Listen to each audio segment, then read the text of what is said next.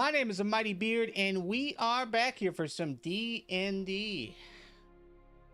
This is Agents of Beard, which is a label that I have thrown out there, but very vaguely. We'll get to it. We'll get to it at some point where it all fits in. But this is a West Marches style game, so everyone's, as far as the different parties, they're all starting at one place, ending at one place as far as a safe haven.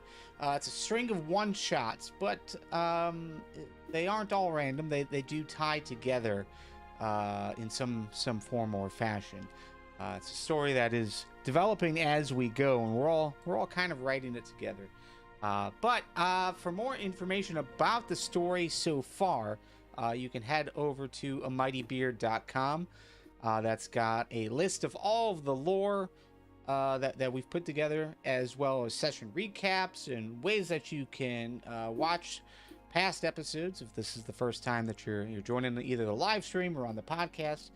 Yeah, today we are in Hovedstad, and it is the party's job to handle the escort of the new mayor of Crystal Head, which is a small up and coming town that is just being built south of Whitmore, over on the Golden Sea, just at the base of the mouth of the Copper River. And this is actually attempt number 2. The first attempt to taking the mayor happened in a session we called Honor Among Thieves, and that party had discovered that the chosen mayor was actually a shapeshifter of some sort, or at least the body of the mayor was shapeshifted into and impersonated. But they were able to stop that before it became official. But yes, that mayor died. We are now a good, I would say, 10 days later, and a new mayor has been selected. And yes, it is this party's job to take them away from Hovedstad, which is our capital city, down the western road to Crystal Head. Today's party made up of AlethaPrime. Say hello, Aletha. Hello. And who are you? Who are you playing today? I am playing Wisp Ithrian, a wood elven druid. Yes, and she's still fairly young, but she's learning. And anyway, she came from an area down south where she had connection with a rift to the Feywild, and suddenly it closed, and she's trying to figure out why. We also have Calgrim, played by the Gamer Hobbit. So. Hello. Yeah, I'm Calgrim, a hill dwarf who is looking for a life beyond the hills of his people and is trying to research the ways of the giants and learn about their ways of craftsmanship and stuff so he can pass it down to his kin.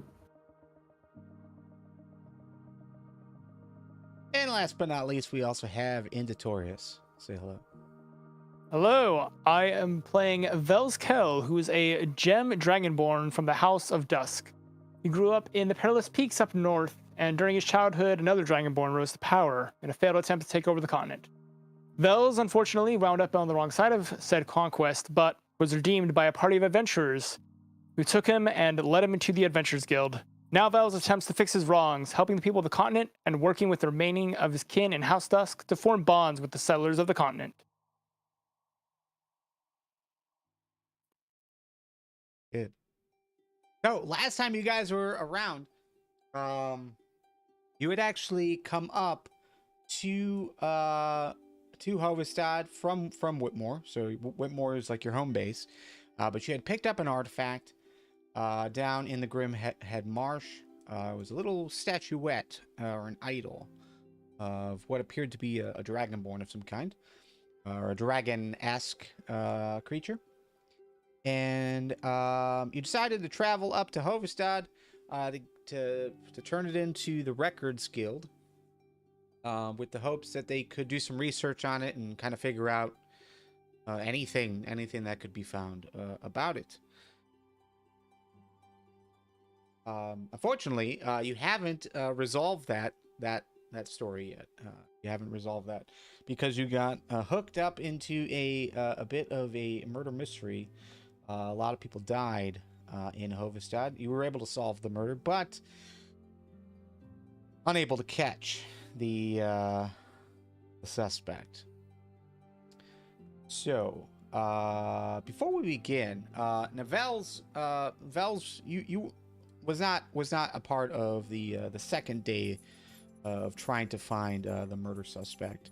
But as far as Calgrim and Wisp, we'll say you have about 10 days worth of downtime before you guys head off. So during that downtime, like as far as like the murder mystery thing happening, how has that been affecting you?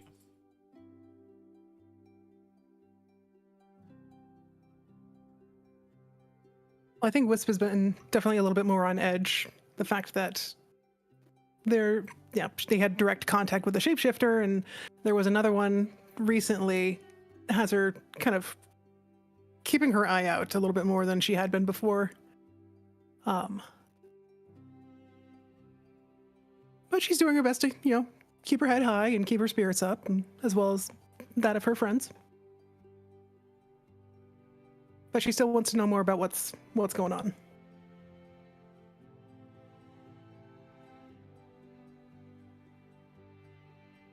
Calgrim, have you been affected at all by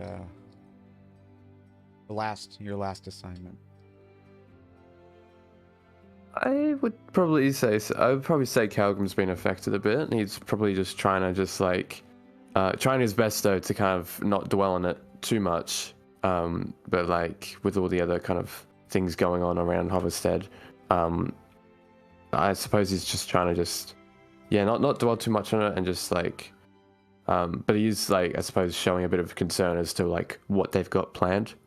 Because like they've been like, since there's been increased activity of shapeshifters around the area in terms of what they've got planned. So he's trying to just move forward though.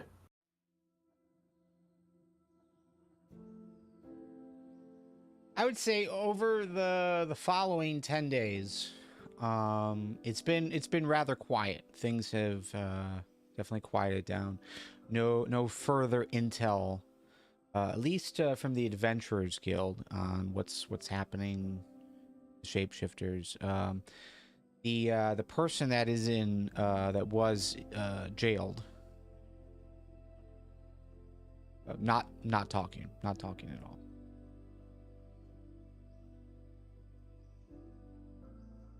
But okay, so yeah, today we're going to start off handling a little bit of downtime activity. So start with Vels, just because Vels, you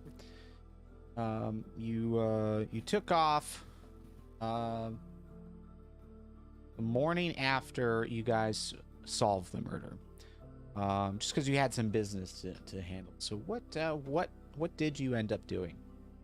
So there was a village of Dragonborn just north of Hovedstad. Right around there. And there was an important meeting that lasted a few days that Vels had to go to. Just general discussing matters, working with some relations. And also because of that recent encounter had reminded Vels of an entity behind Salvation. Or at least Vels thinks there's a connection. So he wrote a letter and hopefully it's passed on to someone from House Winter, which is a very, very small house. No one really knows of it except for few select Dragonborn.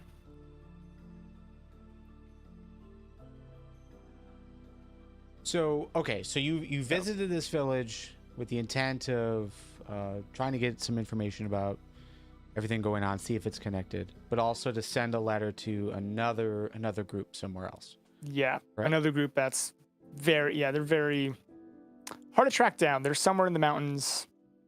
Not many Dragonborn know where they are, but he passed it on to someone he knows would know. Just to keep them notified of the situation. Sure.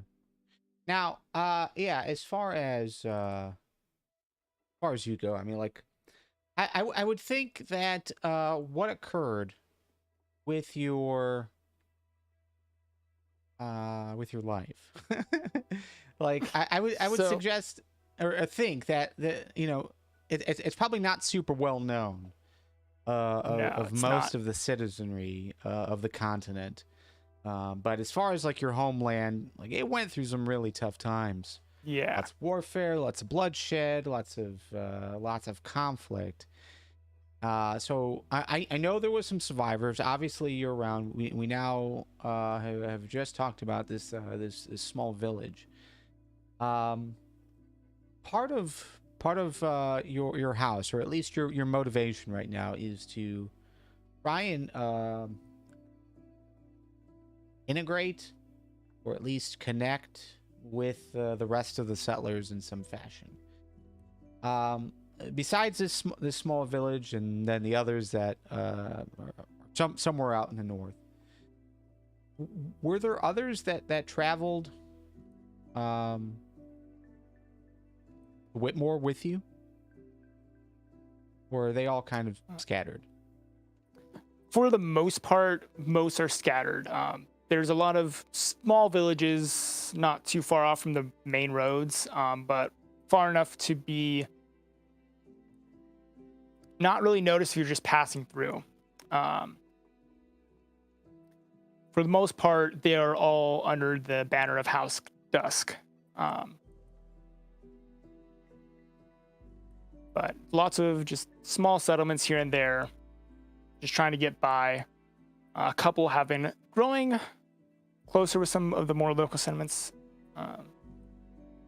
especially ones that are nearby other settlements from the settlers of the continent. So it seems like it's a slow process.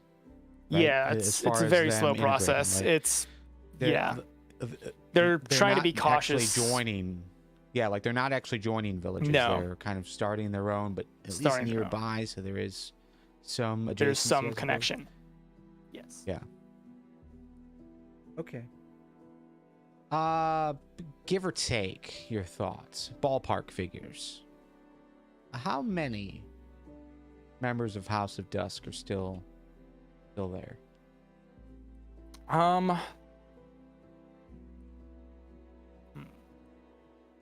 Maybe 1,000, a little more than 1,000, I'd say. But spread out over a dozen villagers or so.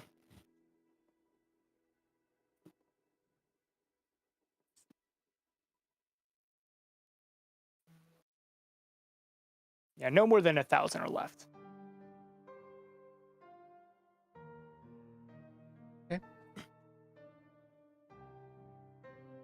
All right. So you were hoping to find out if they had any information about the shapeshifters, potential connections with the source of the conflict. Correct. More so passing on the information that we knew based on the shapeshifter mayor. Just work with that.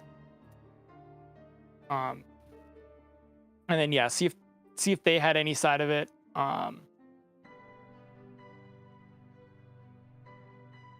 Okay. But more so working and trying to pass it on. Go ahead and roll me a let's just do a general charisma check.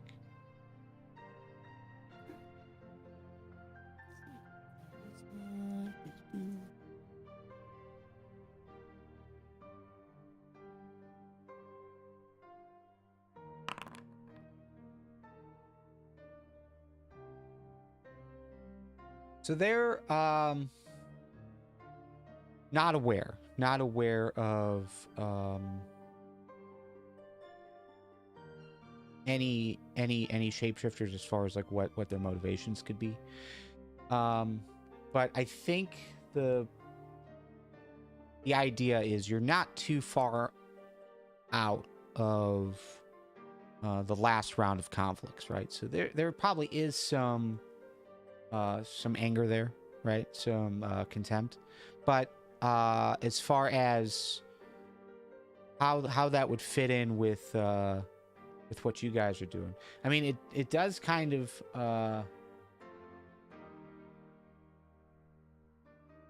coincidental, maybe, that a shapeshifter would take the place of a mayor, a noble, someone in government that was then going to head out in the Whitmore area because that's where you are. So maybe that is a little bit of cause of concern. But if you guys are all kind of spread out, I guess the question is why go through the route of others? Like why use shapeshifters or merge with like align with that group to get closer to you, or at least to do whatever their goal is, Yeah. So I think their impression is that they really haven't heard of that, but it does seem confusing why they would get involved in that way if that was the case. Not out of the question though.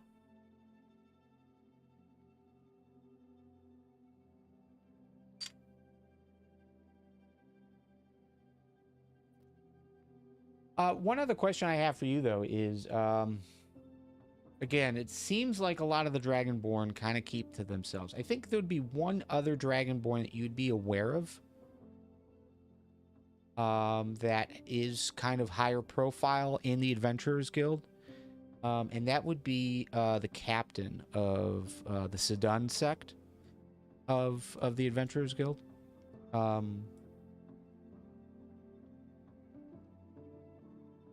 At least the only one that's talked about by others. Besides the two of you, is there anyone else, high-profile name that people might be familiar with? Like, do you have any other contacts in Easton or Hovedstad, Whitmore, or else? Like in the civilized continent. With the civilized content.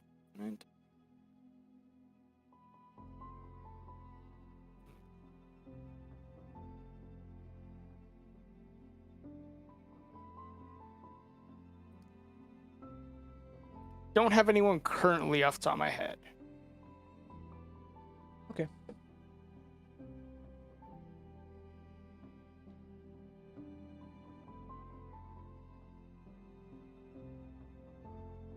So it wouldn't take you long to get out there. I mean, that's like maybe a half a day's journey to get out there.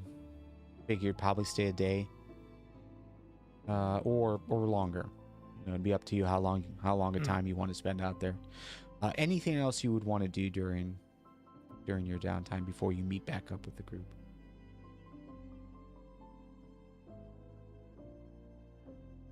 Let's see, 10 days. Nothing else. Between traveling and then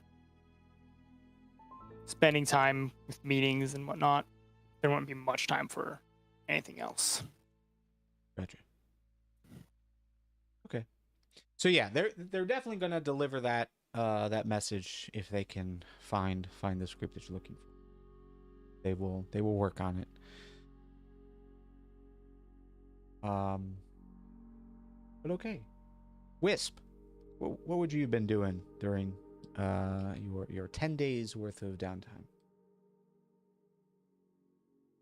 Kind of, for one thing, kind of going back over all the people who were affected by the recent events, and I think one of the first things that she would have done is to check in with Aradeth to see kind of how he's doing after he was kidnapped by and impersonated by a shapeshifter during our last encounter.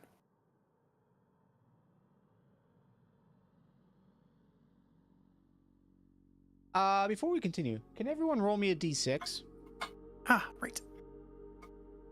For those new, we are rolling d6s to determine fate, maybe. Ooh.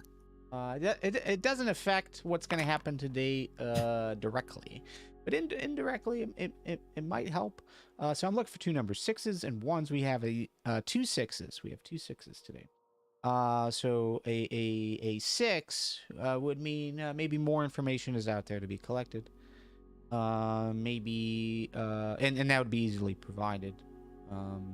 Or if we were delving a dungeon, hey, it's just a random cache of healing potions, or yeah, again, just something beneficial, like someone's looking out for you, kind of thing.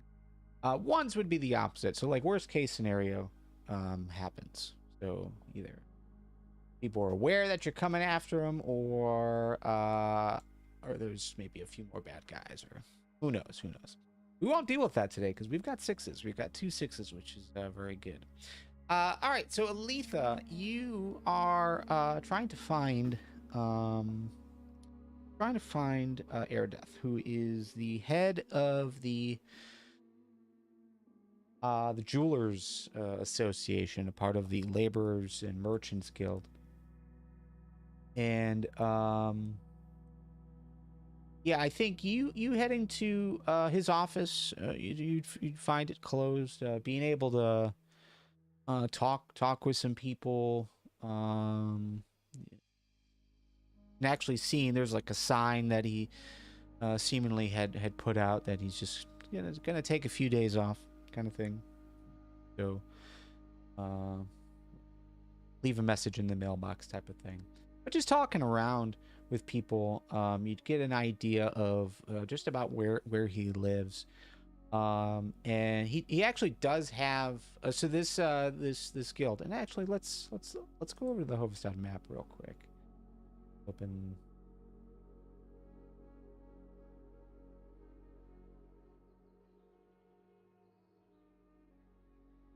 All right, so Laborers Guild is where his office is, and actually it's like a 2 to 3 story complex. So first story is, or ground level, that's where like a lot of like the offices are, some shops, but mostly offices.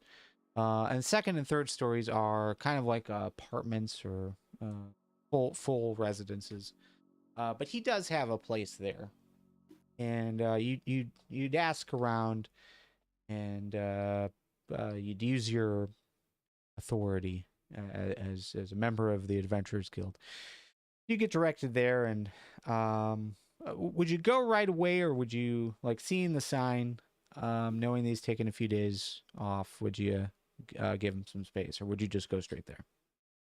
I give him a day, but then I would get curious and want to see how he's doing. Okay. Yeah, you give him a day. You come back, sign's still there.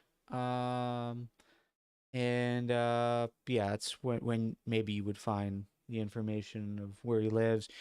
You climb the stairs, get up there, and it's just a set of apartments, so they're kind of like one after another, like almost like a hotel kind of setup, or an inn rather. Just kind of room after room, but spaced further apart. They're much larger. You knock on the door, and he answers. Ah, Wisp. Good to see you. Hi. Ah, good to see you up and about as well. I brought some tea if you want to sit down and chat. Just checking to see how you're doing. Sure. Come on in. I've been better, a little sore. Throat burn is still there on my arms. Was there for a few hours with whatever they had there, gagging me. Ugh.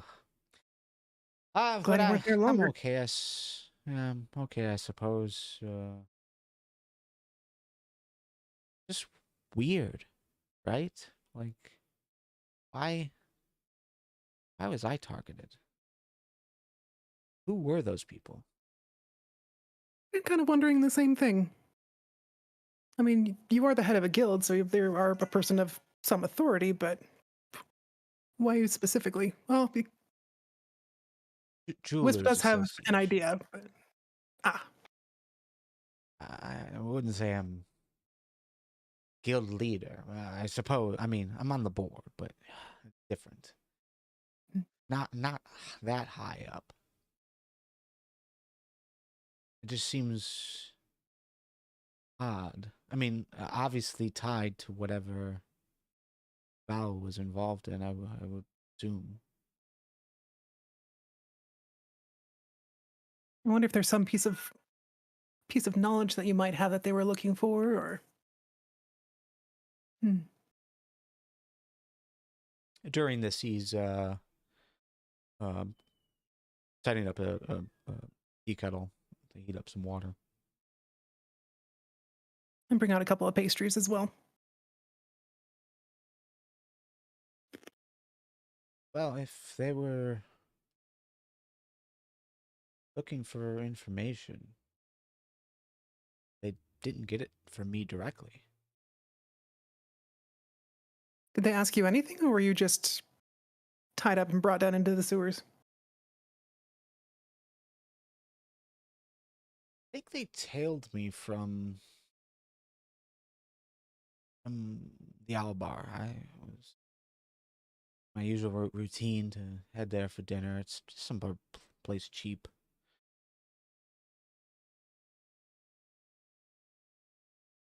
But in between there and here, I don't remember much. Don't think I was.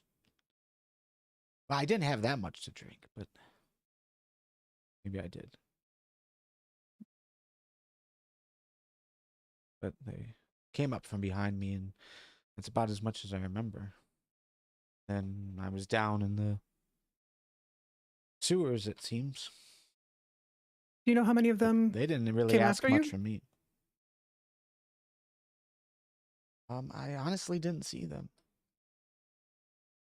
It was night. As I was turning around, they were just shapes in the darkness, and next thing I know, I'm waking up in a chair.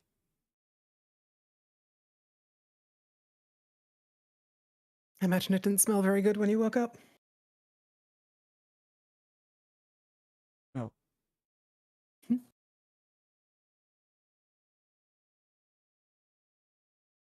And you were supposed. Did you routinely met with Val, right? Oh, Or she just kind was of a checked in with her student. from time to time? Was a student of mine. Initially set her up apprenticeship at the Glasshopper. And how long had she Some been kind of an issue. apprentice? Not very long at all. A year. She came from Easton with me. Worked a little under me.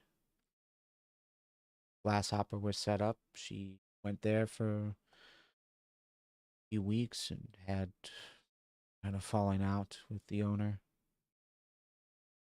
Thorns, good teacher. He worked there for a few months.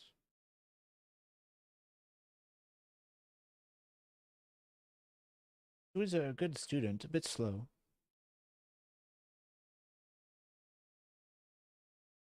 He had the I'm sure motivation. She could definitely do well. Yeah. And I'm sure she would have, given different circumstances. But I'm not here to question you all day, and wanted to give you some company. And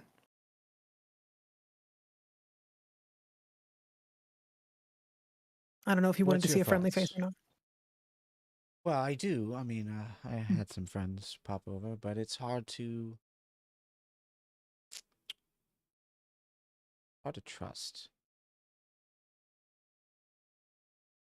especially after recent events. able to impersonate others so easily. Oh, how do I know who is who? That is the question of the day.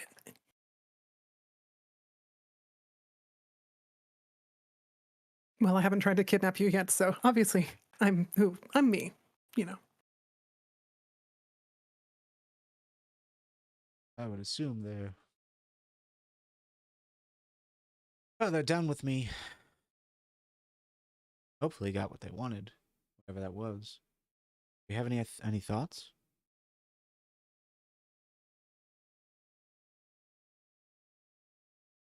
Well, we were going to meet with Fire. you a little ways back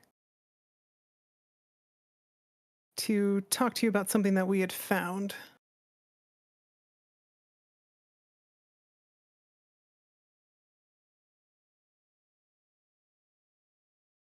What was it, if I may ask? Trying to think of how much I want to share. Mm. Yeah, I trust him. We came across some form of shardlin that was around the town. We were trying to find out some more information about it.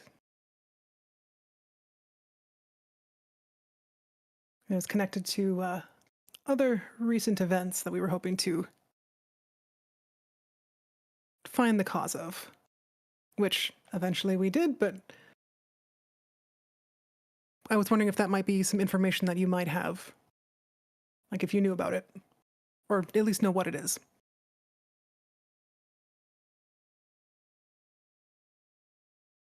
Shardlins are rather rare. As far as I'm aware, they're not here on the continent. There's so much land unexplored, places to mine to look, but I haven't seen it. Rather difficult to import too. Have access to something like that would be a boom for the continent, like a lot of the continent. Have you worked with it before by any chance? Or just know about it?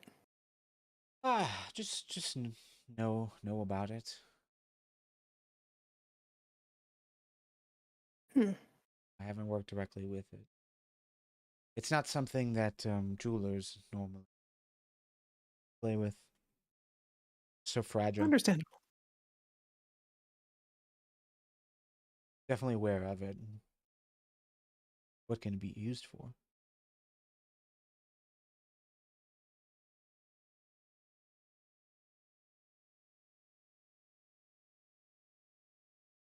Well, I'll have to confer with my colleagues and see if they have any other ideas as to why you were the one targeted.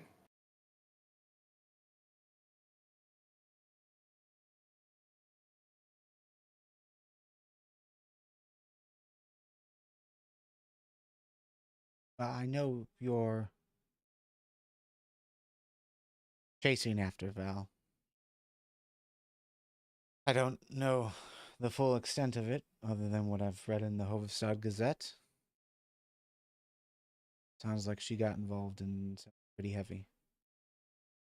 I doubt even she knows entirely what she got herself involved into. I will say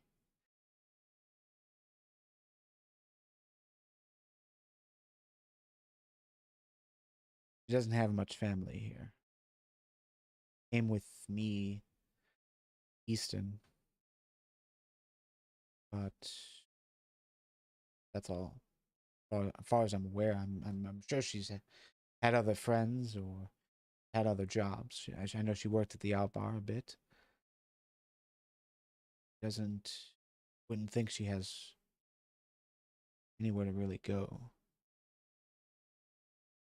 The only thing I could think of is she'd head back to Easton. Her face in the newspaper be hard to hide, especially in a place like that.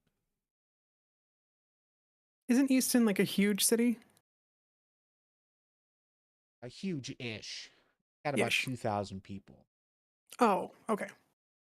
Comparatively to the rest It's of the continent. huge in comparison to the rest Right. of Okay. the continent. It was the major city, Mhm. basically the center of the settlements up until Hovedstad was built a year ago. Things Mhm. are slowly moving here. Slowly. She could hide there, but it'd be difficult to disappear.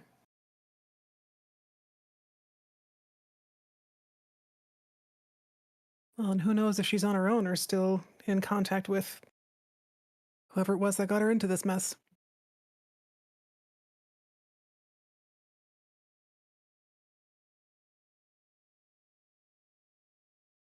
Shame, really. She was, like I said, she was a good student. Was just about the closest one to her.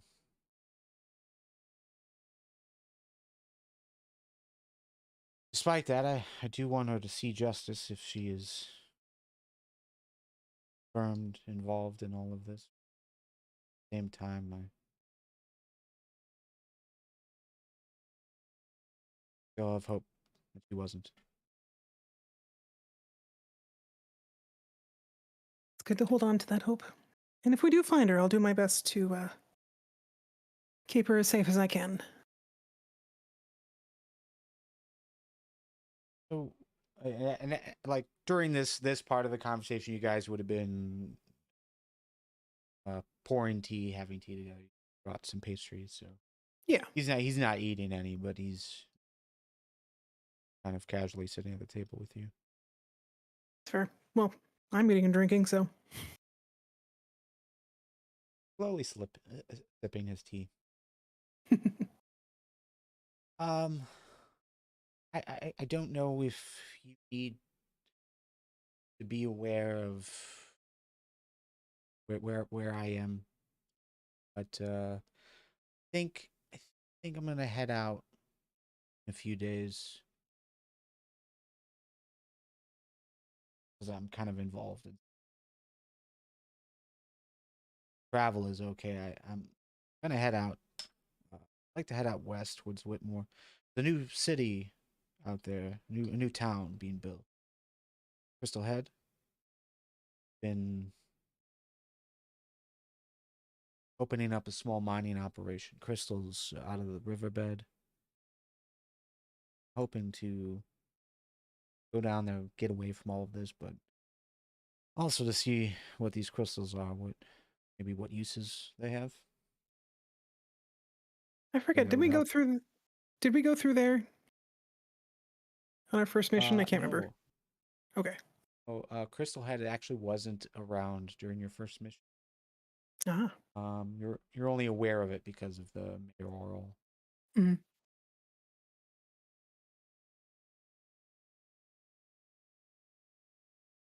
A little bit of exploration can do the soul good.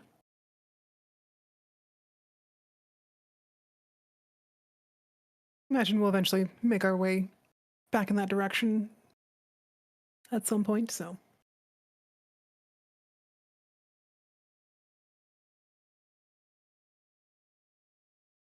Any other questions or conversation you have? Not that I can think of.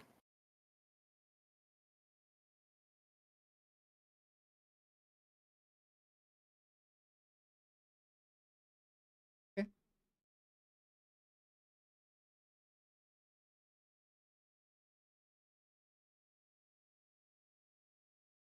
What else? What else were you doing during your downtime? The other thing that I was thinking of is I wanted to go and visit see if I can visit the High Alchemist again. The one who originally gave us the information regarding the Shardlin. Okay. And 'Cause what kind of information are you looking Well, it's also just kind of a goodwill visit in a sense. Because previously he'd asked us to, I think, I'm trying to remember exactly what he asked us to do, but it's like, put in a good word for him, considering he's kind of stuck in this cramped little spot and not really receiving any help from the city or something along those lines. I'm trying to remember. So I'm checking in with him to see if Yeah. he has what he needs. All right. So when you get there, for this, actually, you roll.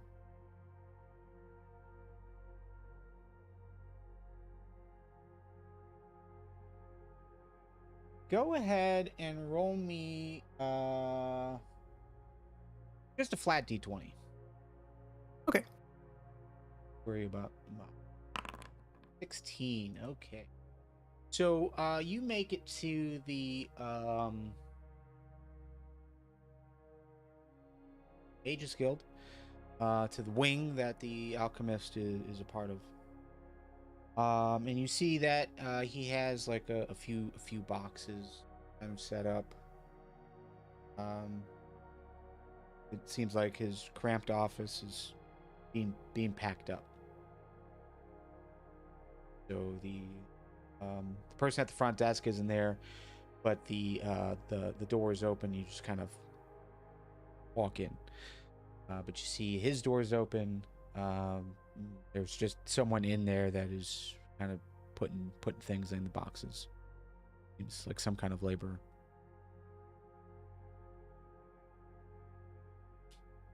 Is the High Alchemist in by any chance?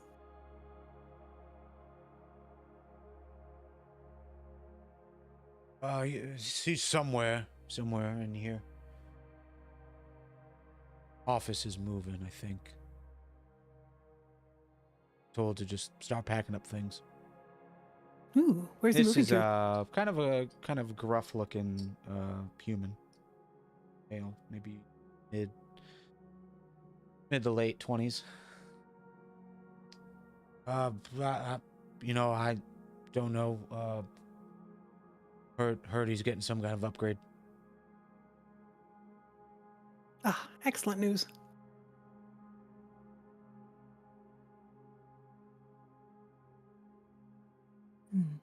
Trying to think of how much I want to go, like, actually looking for him. I actually do kind of want to go looking for him. Just kind of check around and see if I can spot him somewhere.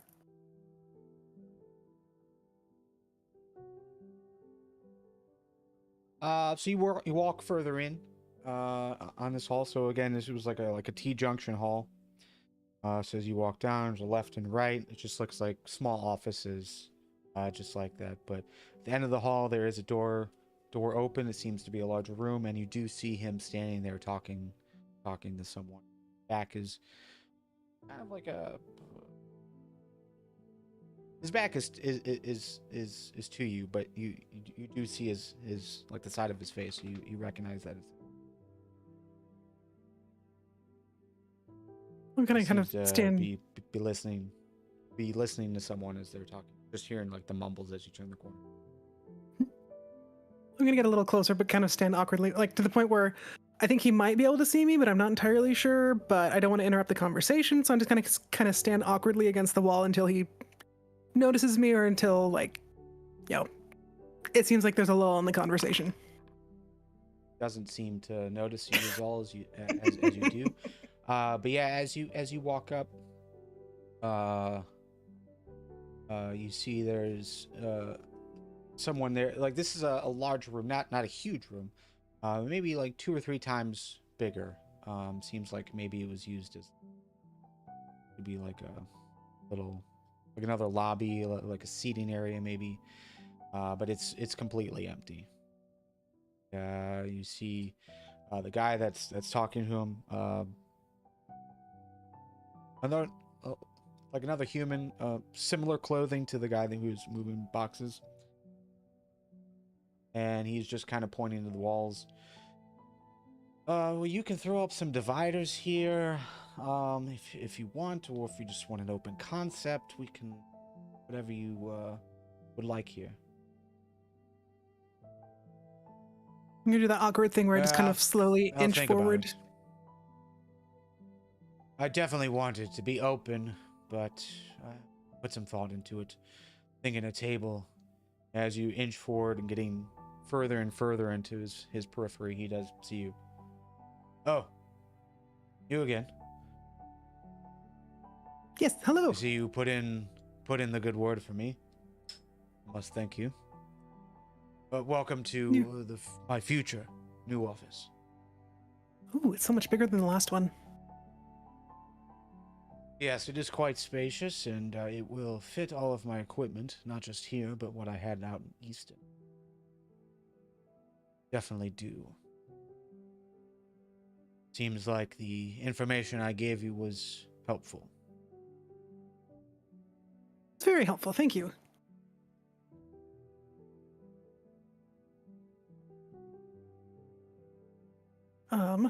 So he turns back to the other guy. All right, well, for now, just bring the boxes in. We'll worry about organization later. The other guy leaves, and the high alchemist turns back to you. So, what news have you brought? Was she caught? Papers suggested she's gone, but I have a feeling she's must be close. Couldn't have gotten that far away. Well, we suspect that she's probably out of the city by this point in time, but we tried.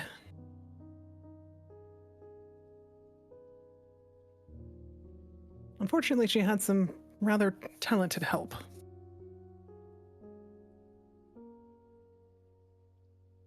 Meredith?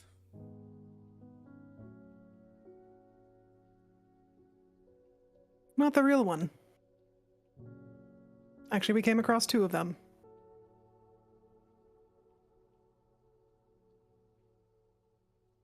See. You're referring to the and he kind of looks behind you and kind of motions you forward. But he lowers his head and voice. The shifters. I nod.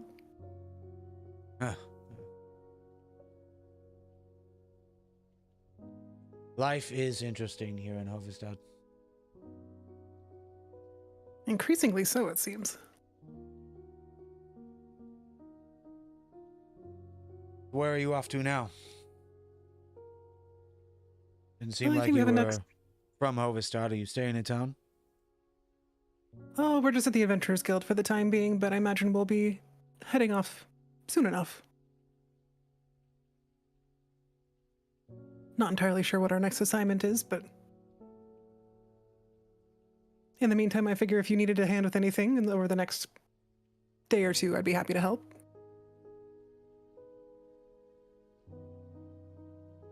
No. I think, okay. Gotta wait for supplies to come in from Easton. It'll take a few more days. Probably, at least 10 days, so I'll be leaving here in a few. Curious what's been found over, in the Copper River. Heard there's some more crystals. Be interesting to see what use they could have. Maybe I've that's the heard. source of your Shardolins. But unlikely. Unlikely. But if I come across anything interesting, I'll be sure to bring something back for you. A gift, perhaps. Well, I'll be heading down there. You're heading down there, maybe see each other down there. I certainly hope so.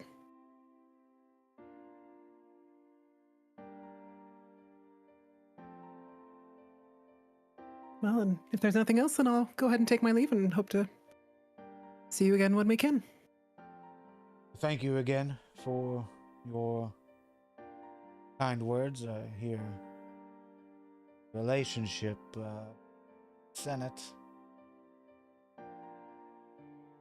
and us have been smoothed over a little. I'm here to help in any way I can. I'm sure we'll talk soon. Indeed. And then I leave.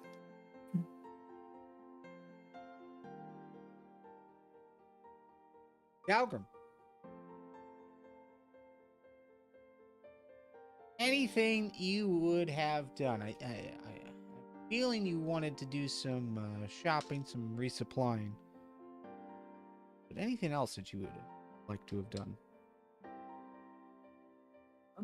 Not a whole lot. I felt like Calgary probably hasn't had much rest in a while, so he's probably just trying to just like rest up as much as he could, but probably just like wandering around Hovedstad, probably just checking on the Adventurers Guild, see if there's any news, checking the local taverns and stuff, see if there's any other news about any other like ongoing events or rumors and all that, but he wouldn't have really done a whole lot, I think.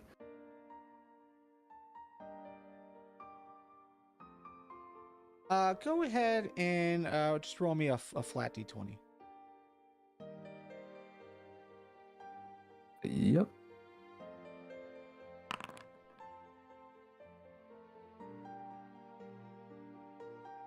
$17. Okay.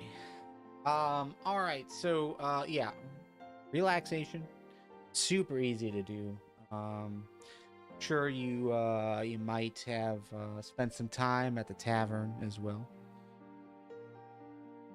Some information you would have picked up as far as potential job opportunity, as well as stories, some rumors and whatnot.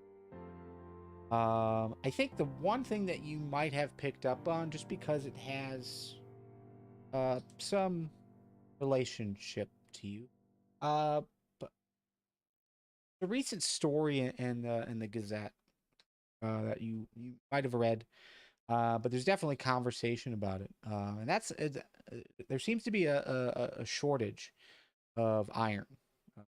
Iron supplies are low. That's the headline in the Gazette. But yeah, it seems like the story is that the mining operations, there's a few over in the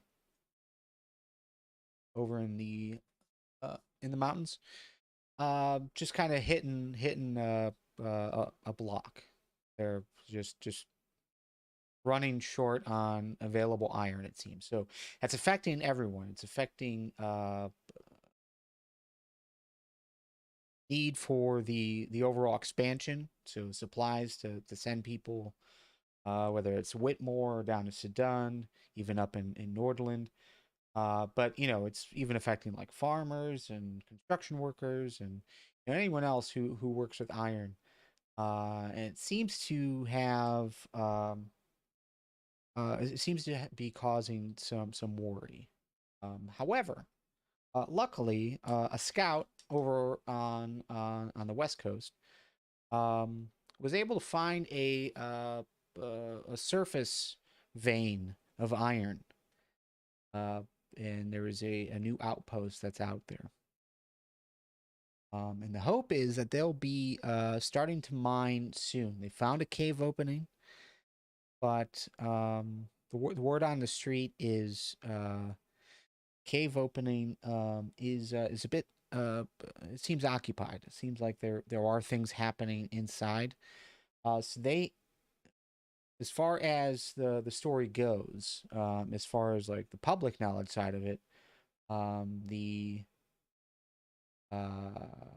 Adventurers Guild has been reached out to send people out there, and you talking with other guild members as well as like maybe the secretary out there in Hovedstad. She's aware that a job has been made available in Whitmore to head up there to clear it out.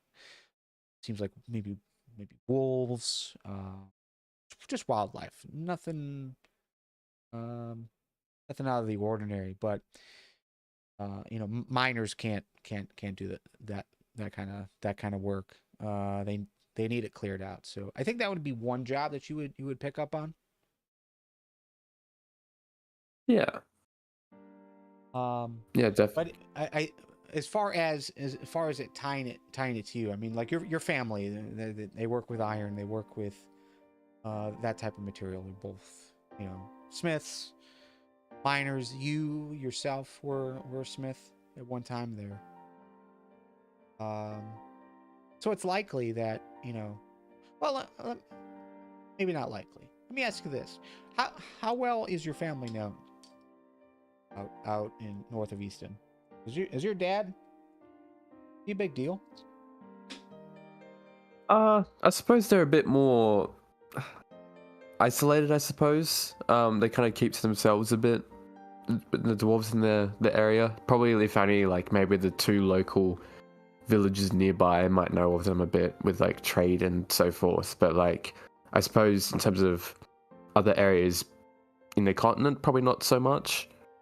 Unless if it's like dwarves mainly. Okay, so your dad's not. Is he a smith or is he a miner? Like what part of the trade is he involved in? Smith, yeah. Okay. So he's making tools and weapons, but isn't necessarily renowned for that. Nah, yeah. Okay. Well, again, I think it would have some relationship to you. You know, that's things that your family has worked with. If there are shortages in those mines, it's possible that your family might be heading out to the west side. Who knows? Yeah.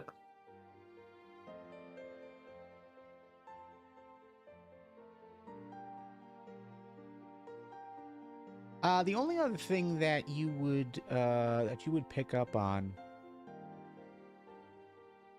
is as far as related to you, as far as like things that are going down. There obviously the manhunt is continuing. That's a pretty big deal. The newspaper pretty much came out like the next day that Val was still being searched for.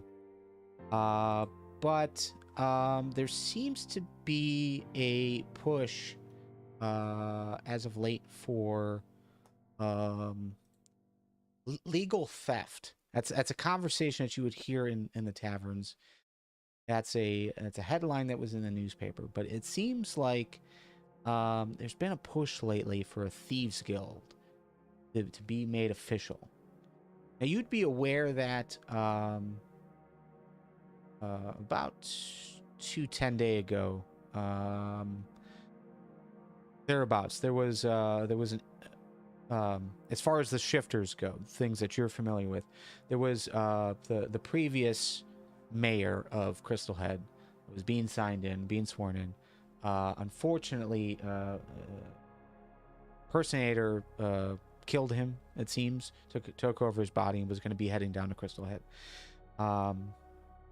But a tip was given to the Adventurers Guild from a, like, I don't know, they're kind of like a gang. They're just a faction of thieves and no goods, called the Red Knives.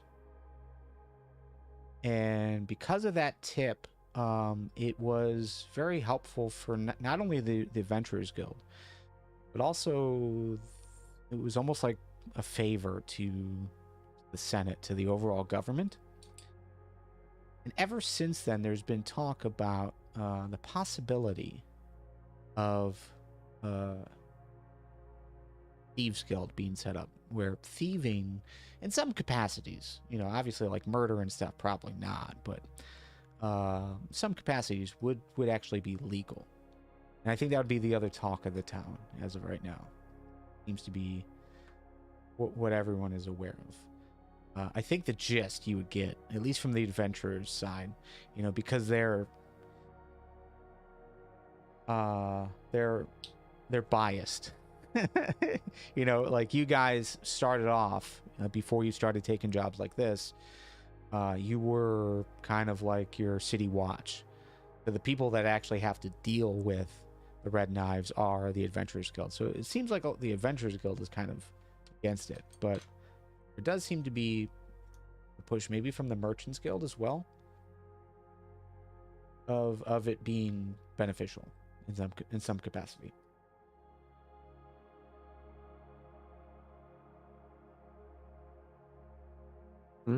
Right. I think with Calgrim, he probably would be more on the side of the Adventurers Guild. Probably not really.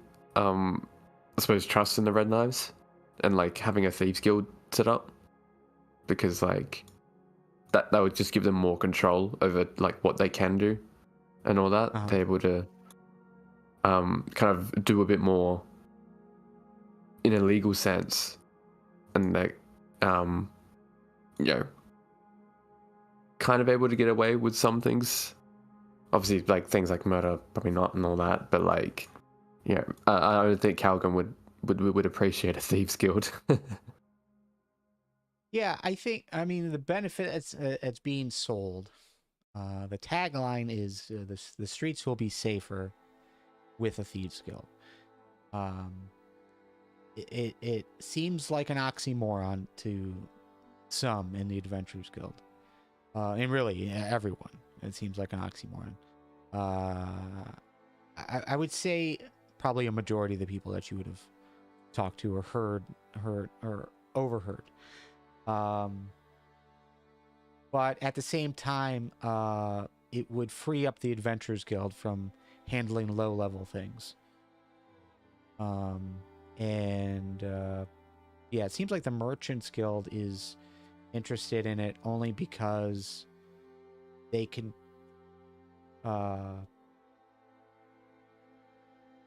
figure out whatever that ratio is. So if they've got to pay like a Thieves Guild to not steal from them, then, you know, that's different than potentially being broken into and losing everything. They just have to lose like a piece.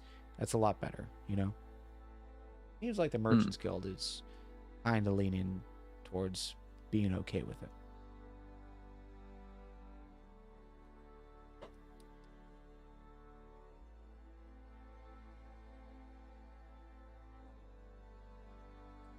But there was some shopping you wanted to do, yes?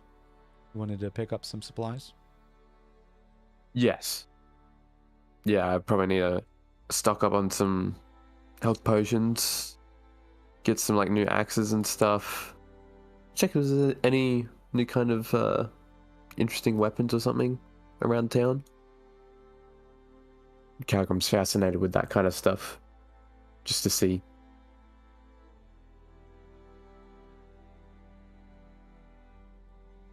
Okay.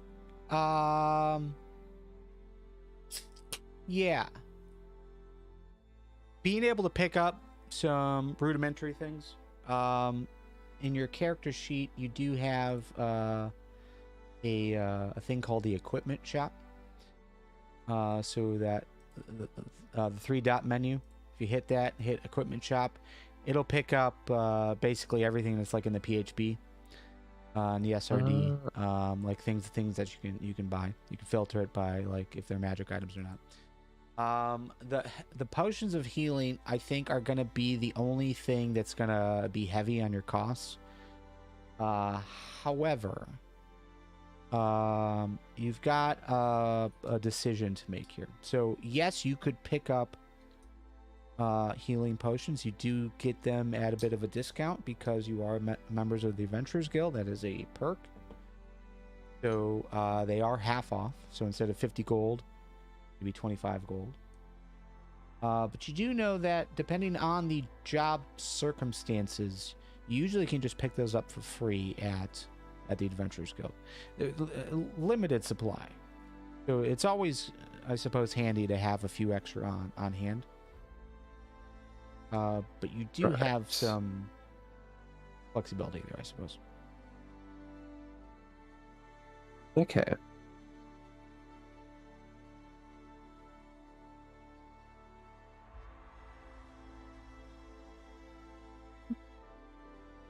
Now, as far as weapons and whatnot, I mean, there is There are a few shops, like you can pick up an axe, no problem. As far as like specialty type items though, you're not really seeing much over the counter. It seems like all kind of standard design, nothing really fancy about it. But there are some smiths here that do custom work.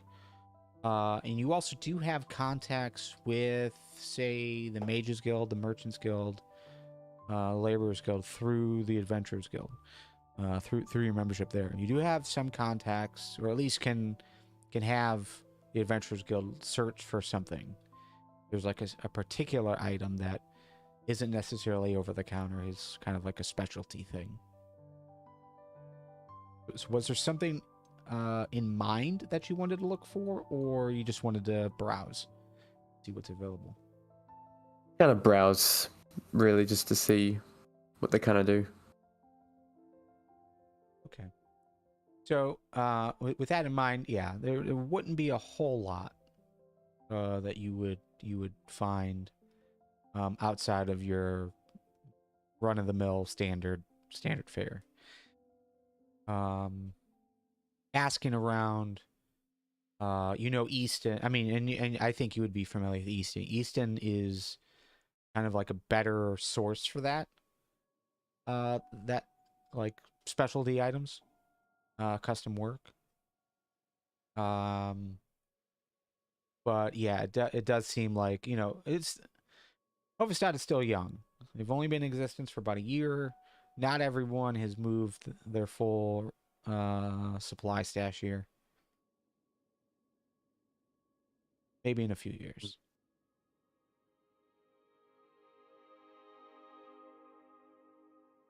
But they can get stuff.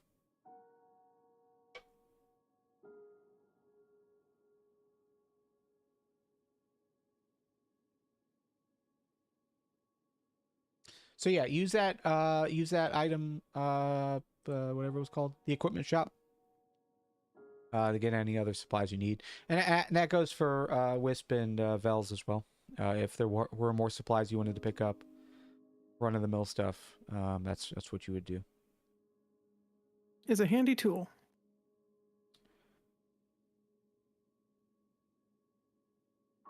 Anything else? Anything else that you guys would want to handle during the downtime, or do we move forward with today, meeting up once again?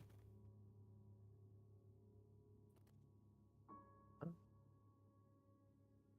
don't think there's much else that Calgrim would have done. I think he's ready to assemble.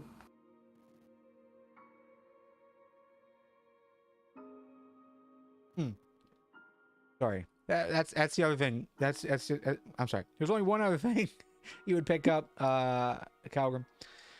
There's a lot of tension right now. With the introduction of shifters, it's kind of a different world here. When it was just one, it didn't shock people, and this goes like, standard commoner, merchant, or adventurers go. Like, it didn't shock anyone that a shifter would appear, that someone would have that magical ability to do. The fact that there's more, and that they're getting involved, from the Adventurers Guild standpoint, of other people you would talk to, like, for them to get involved in what the adventurers are doing and kind of obstructing that, it is causing concern, because now you don't know what's going on. You don't know why. You don't know who else has been touched in that way, So it is causing quite a stir. Right.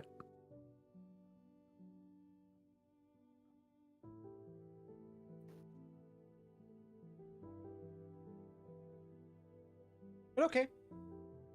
You guys are all back at the Adventurers Guild. You all received the word that the Mages Guild, or the Records Guild, wanted to meet up with you guys to talk over what they found out.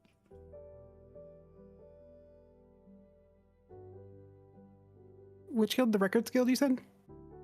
The Records Guild. Okay. You guys had dropped off the statue, and they wanted to. It would take them a little bit to take a look at it, and if they could spend some more time on it, they were going to bring someone from Easton to do so, and you guys gave them about 12 days with it. They are ready to divulge their findings.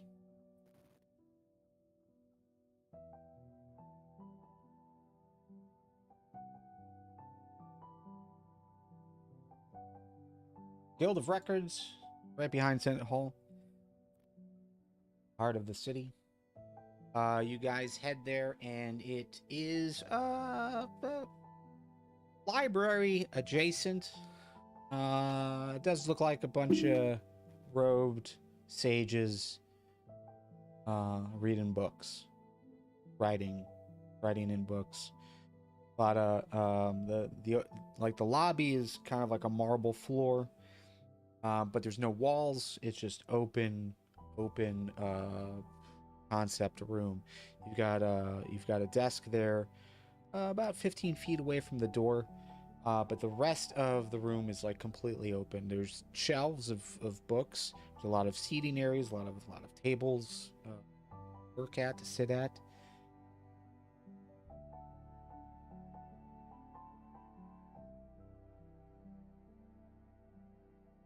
But you guys walk up to the counter.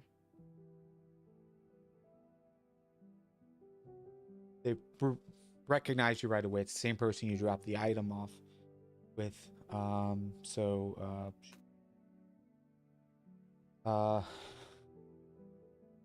Like a halfling, middle-aged maybe, large round glasses, but she sees you walking up, kind of waves and holds up like one finger kind of thing, and walks back into the rest of the building to another room, and a few minutes goes by and she comes back out, and she waves you forward. Come to her, holding the door open for you guys. But again, like I would say the ceilings in this main room, the entrance of this building is about 30 feet. We're talking maybe 60 by 60 square. But as you enter into this next area, it's a shorter ceiling, maybe like 15 feet.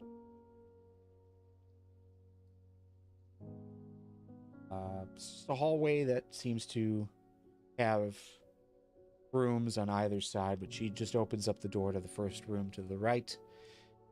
Waves you guys in there, and in there, robed human male, who has next to him the statue on the table. He's kind of standing in front of the table, and he greets you.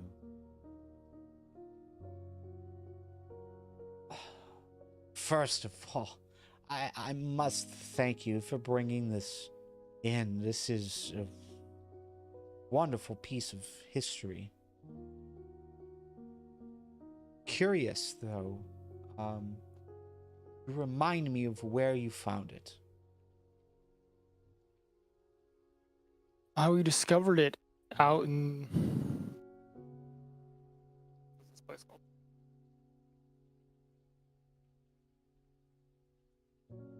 Remember, that's Grimhead Marsh, right Grimhead outside Marsh. of Blackgate. I'm like, it was the marsh. Yeah, we found it right out of Blackgate in Grimhead Marsh. It was looked like a temple buried underneath the marsh. in one of the back rooms.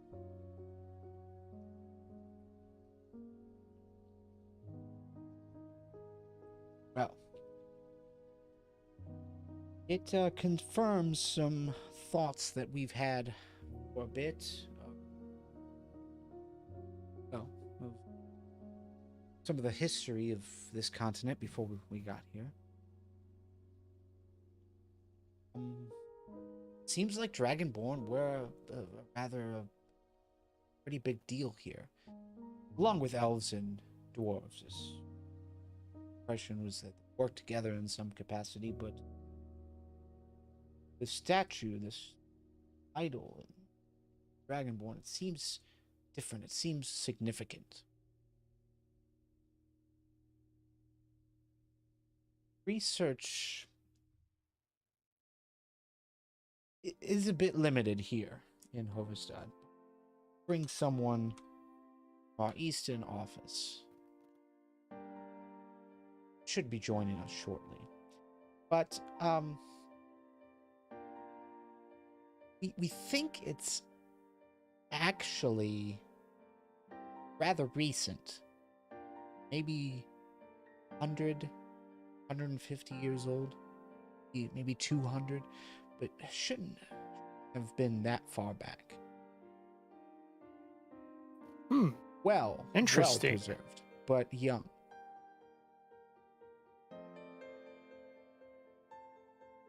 It would mean that whatever society that lived there vacated it again within the last 200 years.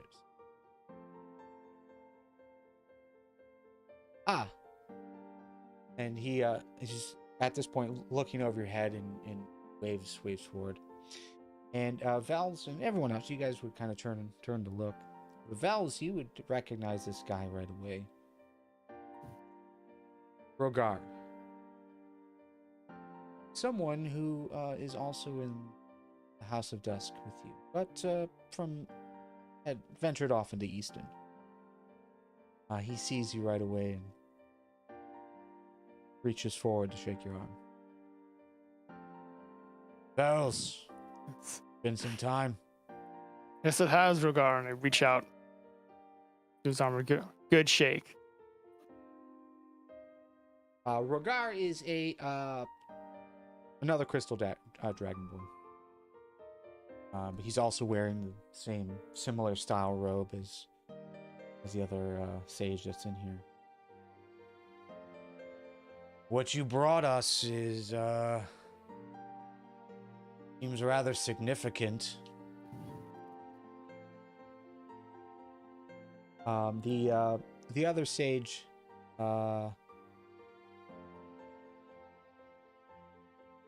he basically starts to kind of like walk towards the door. I have some other things to take care of. Rogar is gonna talk with you further. I think he's got more information than I do, but again, really want to thank you for bringing us in, allowing us to look at it.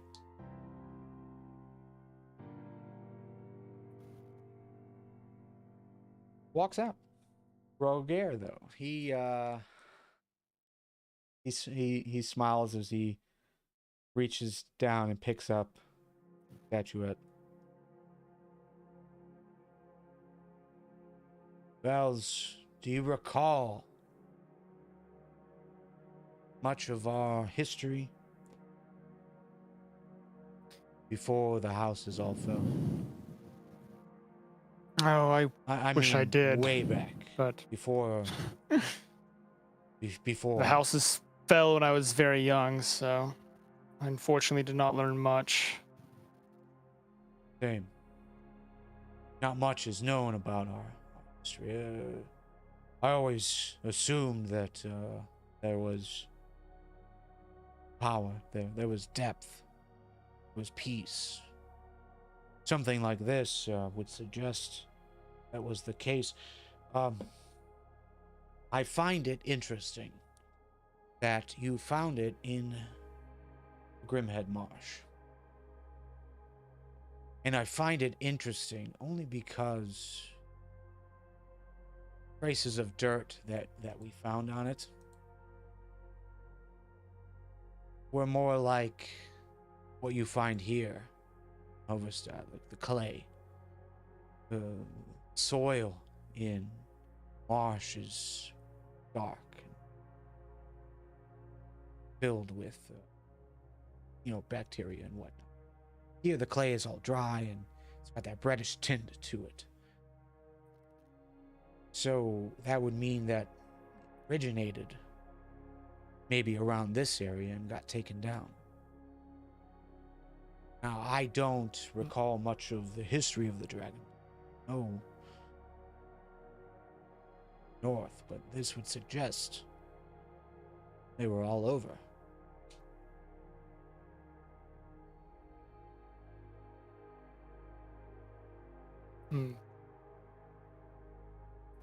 Perhaps we had better relations with the other members of this continent many years ago and coexisted all over.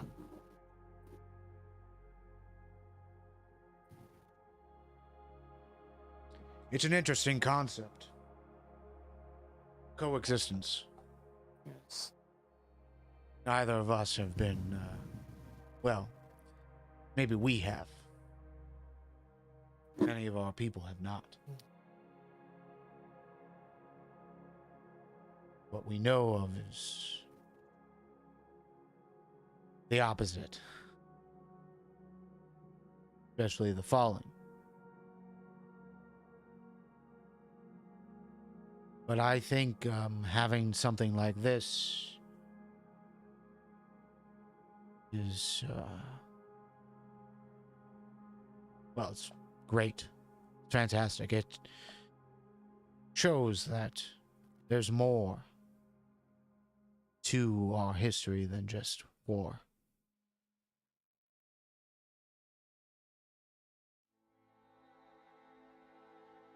Yes, and well, gives us hope that perhaps we can relive that history and find unity.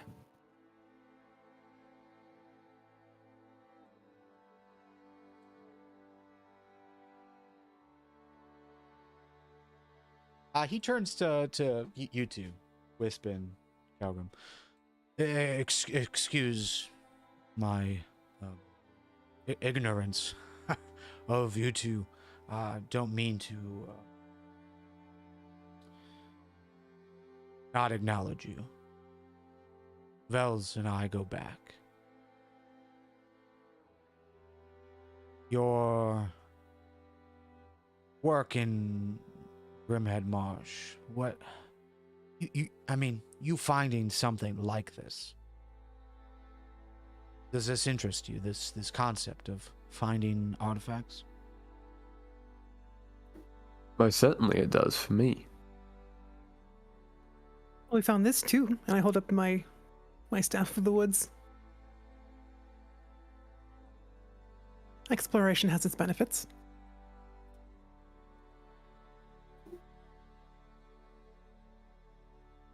Yes. Having them all together. Now that obviously looks elven, some kind. Calgrim, it sounded like you had something as well. But for... Go ahead. Indeed. I bring out the egg. All in one place.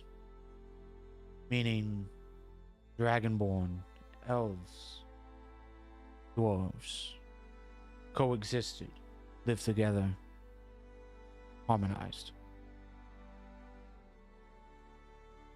It is of great importance to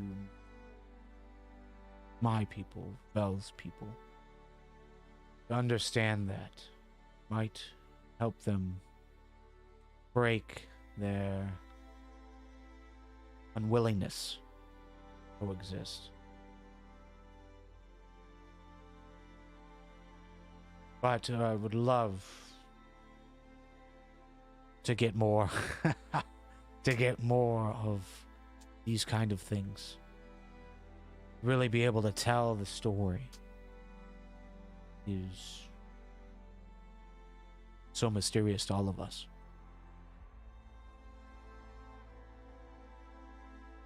Well, you know, if we find anything else, you'll be the first one I look for.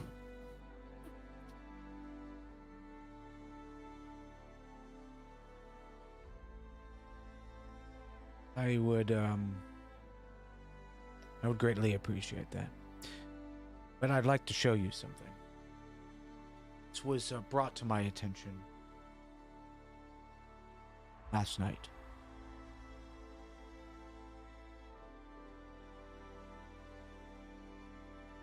Actually, we'll say you guys are meeting the sages.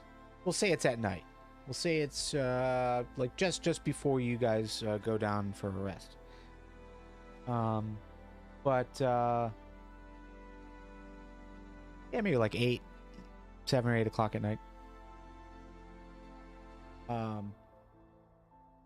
Earlier tonight, this was given to us by another party of adventurers, our guild. They found this in a sinkhole over in Church's Guild, and he opens up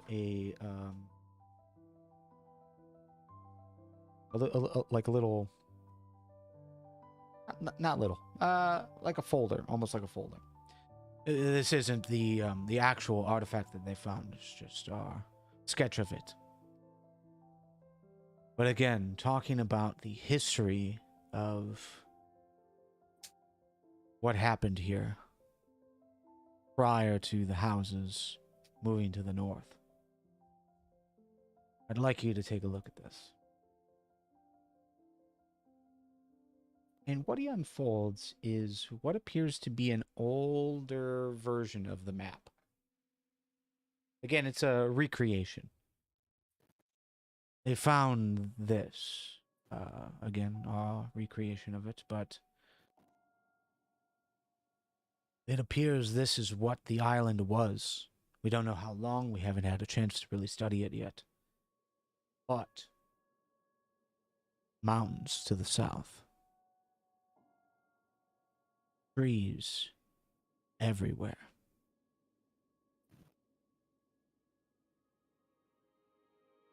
We have no idea of when it was made, but it is rather curious. The symbols, some of the buildings, definitely seems reminiscent of our way, our style. Again, these are just small dots on a map. But maybe, possibly, the Dragonborn were everywhere here. Life was much different. Just, I can't see the map on my end. Yeah, we can't see it. What? I had to go to How your dare stream. you. Yeah. Oh, I'm sorry. I got token vision. How about that? No Can you worries. see it now? Yay! Oh, there we go. Yeah. Yeah. You were orating nicely. So. Yeah. I'm like, So I ping this token down here. This little icon down here. I ping this one over here. But yeah, you can definitely see there's wow. like different styles. Some are more elven, some are more dwarven in look. A lot of like different like lines located. Just a lot of different symbols, but like there's definitely symbols that seem to look more Dragonborn in style. yeah. And it's Like like all representation. mixed over. Mhm. Oh, wow.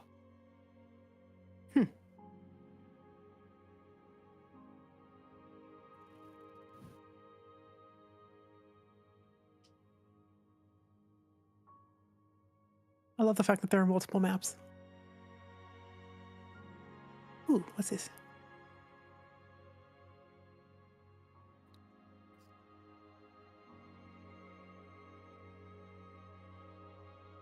So, as I was saying, the more we can gather and study, better opportunity we have to figure out what actually happened. Yes, I mean, it's incredible that none of us know of this. Well, I wonder. I wonder if anyone remains from House Judgment or House Reign. From what I recall, they would have been more focused on such history. Perhaps if any are left, they would know something. Not sure. He fled. I like the idea of integrating. The opportunity to start over. Left some of those contacts behind. I do know they're scattered about, but no. Fell in love with things like this.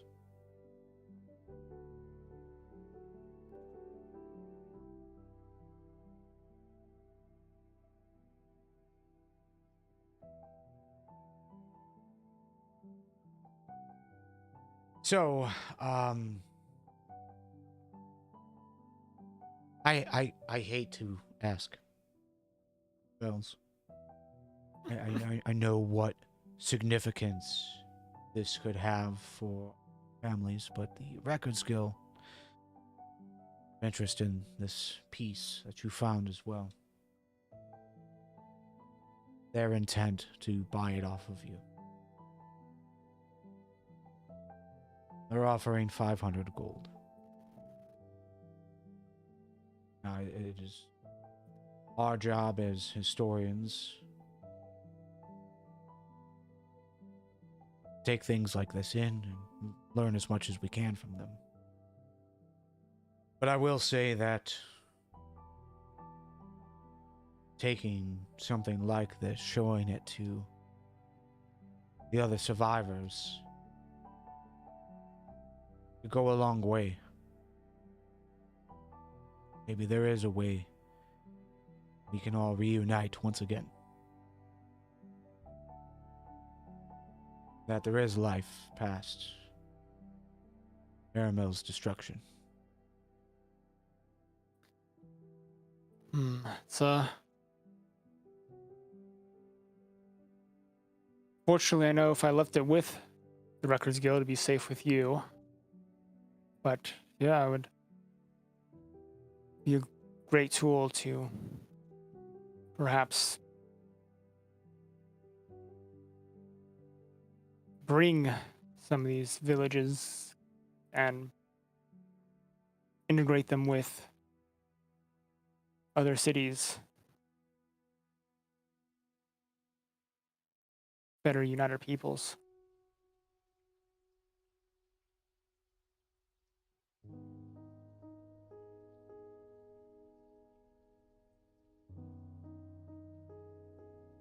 Just looking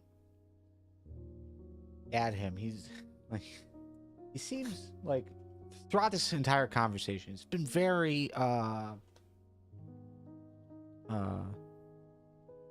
almost joyful about what you found and what they've been able to learn from it. Maybe even just having the opportunity to once again talk to you, because it has been so long. But once you start talking about this part of it, definitely a little bit more reserved. Put on his business face, if you will. But almost uncomfortable with it. Again, it won't be in my possession. It would be in the possession of the Guild of Records. Yeah. So, can't force you to sell it, but again, opening offer 500 gold. Tell you what, I'm going to keep it for now. Show it to some of the villagers nearby. Perhaps telling them about it and showing them the history of this place, or at least working towards it. Perhaps it'll open them up more. And then once I return and we've all seen it, then I'll be willing to sell it to the Records Guild. With that, so the map on this piece of parchment, he kind of he starts rolling it up. He pulls a piece of string, twine out of his pocket, and wraps it. Again, I would be doing a disservice, my guild, if I didn't counter you. 1,000 gold. I'm gonna put my hand up and I already said, once I have shown it to our people, I'll be more than willing to sell it to the guild. Understood.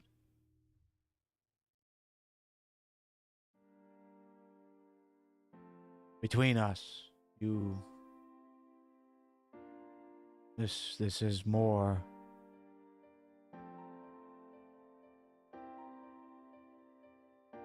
use in your hands than it is ours for right now. So he then points at the statue and he hands you the rolled up map. Both are yours. Do the best you can with them. I will. You know where to find I'll us. see you again. That I do. He stands up once again as you, I imagine you take the map. He reaches Yep. out his arm again. Reach out and clasp It's it. good to see you again, friend. Likewise.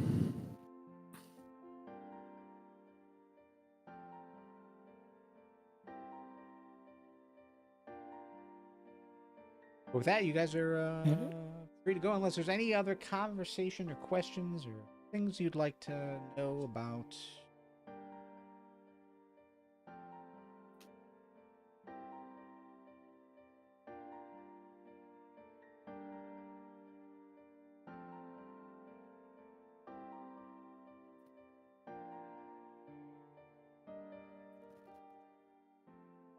Can't think of anything right now. I'm sure something will come up later, but for now.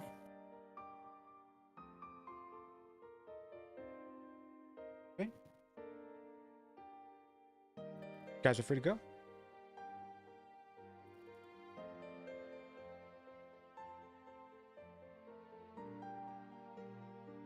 And with that, let's go ahead and take a 5-minute break.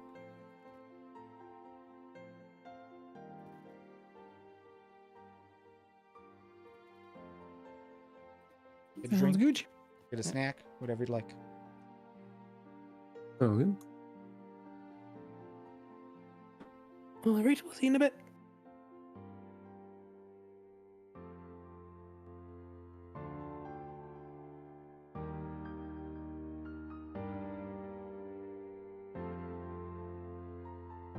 All right, and everyone in the live chat, yeah, we're gonna take a 5-minute break. But thank you so much for tuning in, Medikit, Bloody Spork. Good to see you guys. But yeah, you should take a break yourself. Get a snack, get a drink, close your eyes, whatever you gotta do. But thank you so much for joining us. And again, lore that is being built as we go can be found at amightybeard.com. That also has a whole bunch of information as far as session recaps and Also, things like this, the Hovedstad Gazette, something that that we were reading here together. This is something that I've shared with the different parties just to kind of get an idea of like what's being talked about in the world as they go. So little follow-ups of adventures that they run into. Also, maybe some hooks for future adventures. But again, let's go ahead and take a break, and we'll be right back.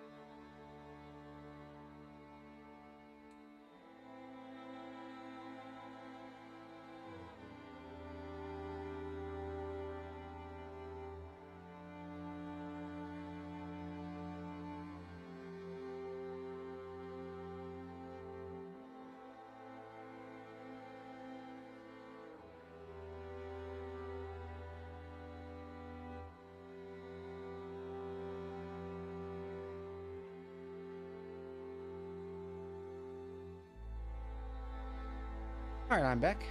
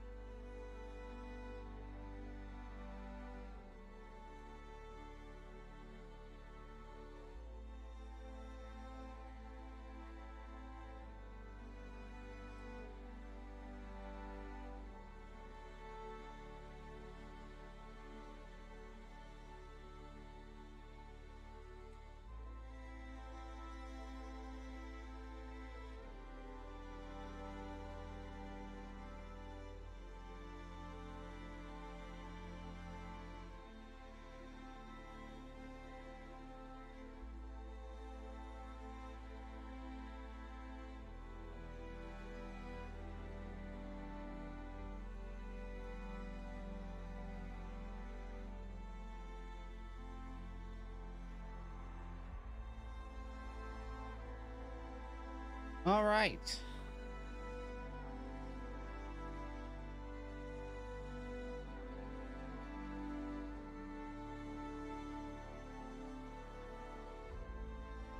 Got most everyone here.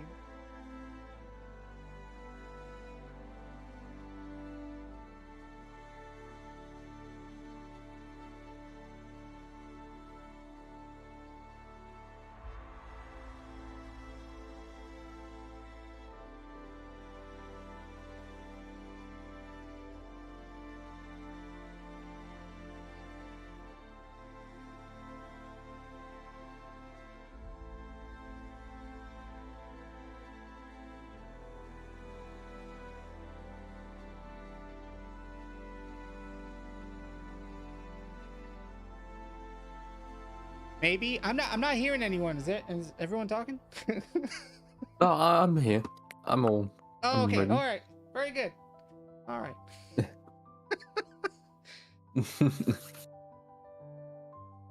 Oh man.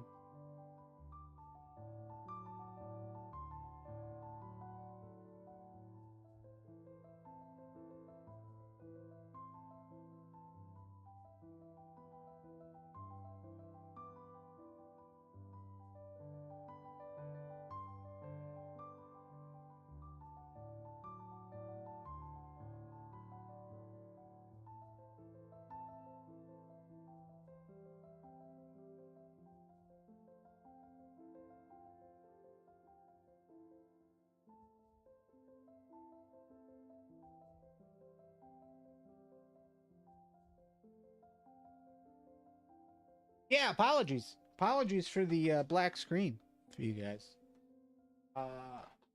Feel free to interrupt my monologues. Oh, good.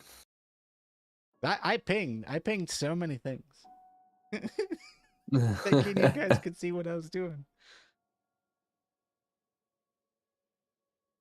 But yeah, in the top bar, the top of the screen, should have access to be able to switch to that map.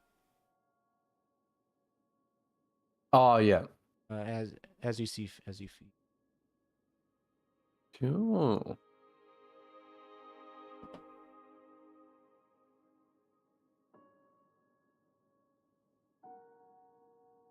Pretty cool. Oh, my mic was muted. Okay. Yes, hello. Hello. Welcome back.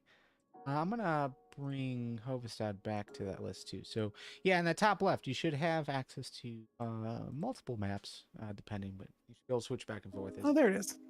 Awesome. I think it starts. This little menu starts off minimized, but yeah, you can poke around. Cool.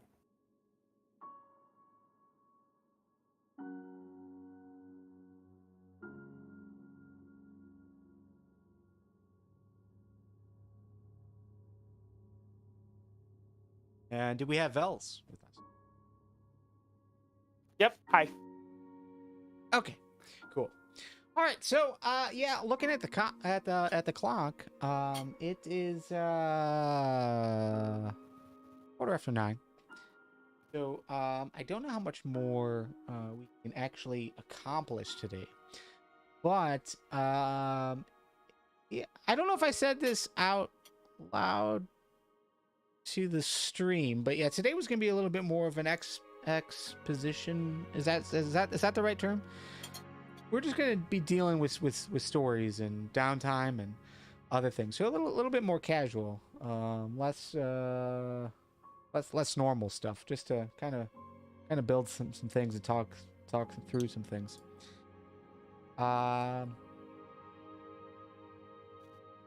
But yeah, we went longer. We went longer than I thought we would. But that's okay. That's okay. So I would say you guys are walking out, probably just thinking maybe amongst yourselves, amongst like yourself, about that information that you just picked up from this, about the history.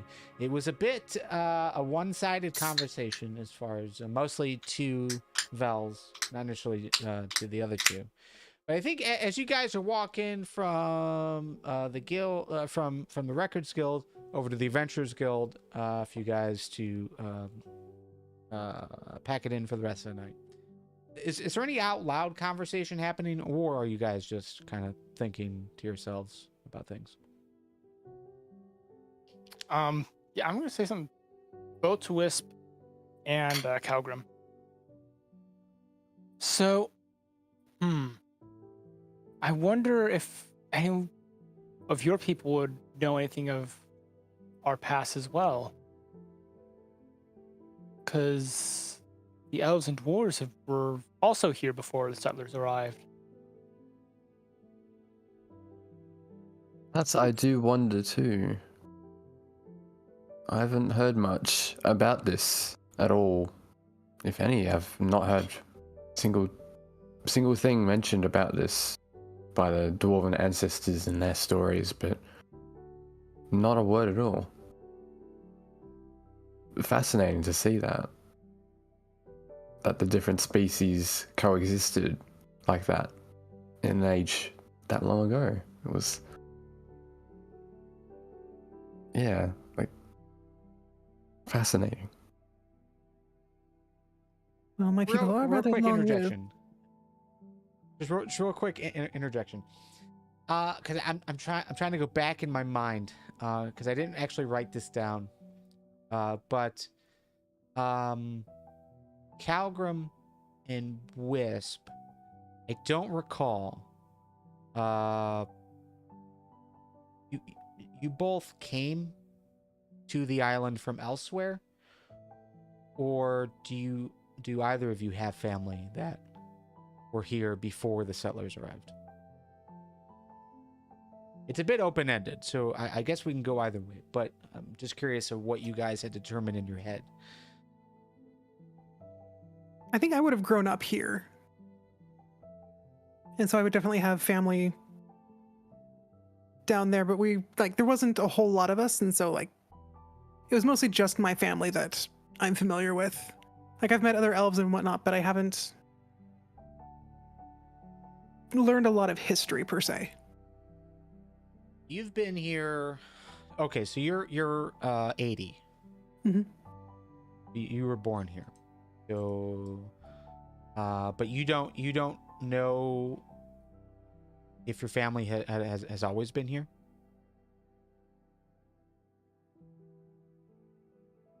It's a good question. Or if they just Let's see. migrated here. It's stew on it. You can think about it.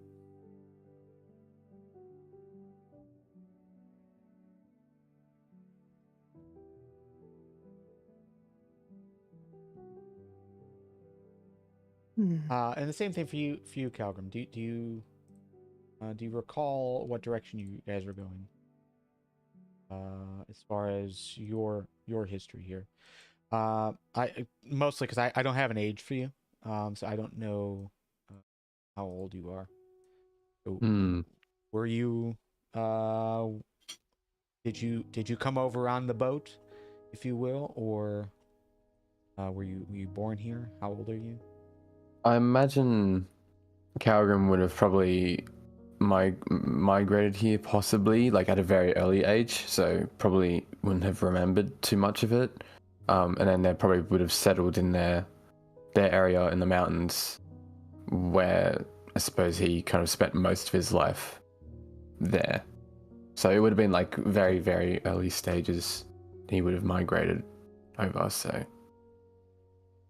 from another place, yeah. Current age. What would you Current say age? Problem is. I'd say maybe early 50s, maybe. Early 50s. Okay. And also, I think my family's kind of looked after the rift for some time, so they've probably been here for a while.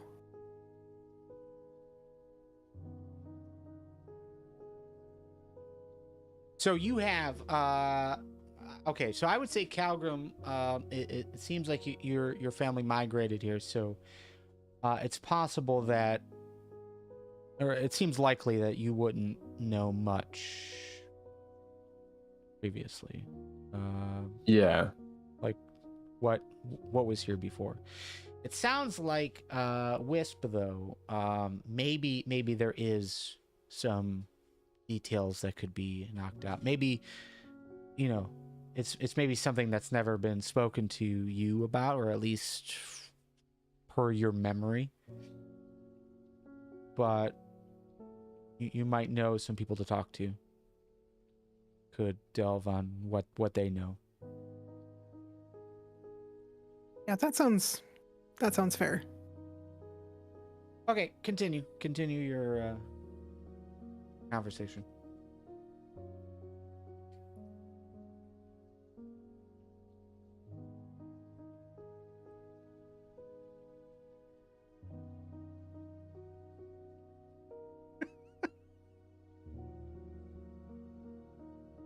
If there is one to continue.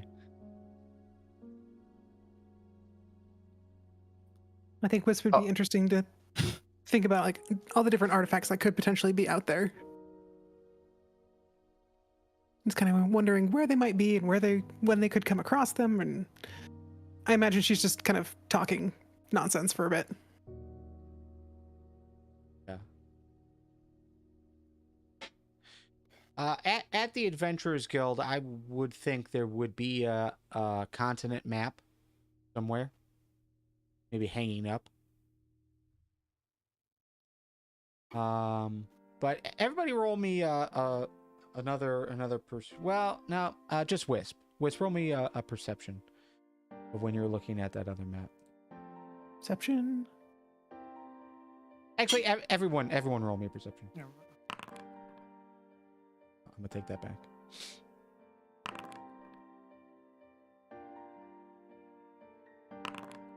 So the key points that I think everyone would understand is there are some similarities to placements for cities. So Hovedstad, if this map is accurate, because again, not much is known about what this map is or how old it is, but it does seem that there is a place or a city where Hovedstad is. There is a place where Easton is. There's a place to where Sedund is. Western side, not where Whitmore is, but south of that. But still, there's something over there. Yeah. Wisp, I think the other thing that you would notice, you kind of have to look closely, but next to where Hovedstad is, and let me just bring you guys over to this map again. So next to where Hovedstad is, there is like a little, just looks like a really big tree. I was actually looking at those icons. Because I noticed a couple of them. And again, like, the land mass is quite different down to the south. You know, you've got mountains instead of hills. We got some hills, but not much. But right around, like, where you think your hometown is, there's another of those trees. And there's another tree over here. And there's one up to the north. So I think those would be things you'd probably key in on.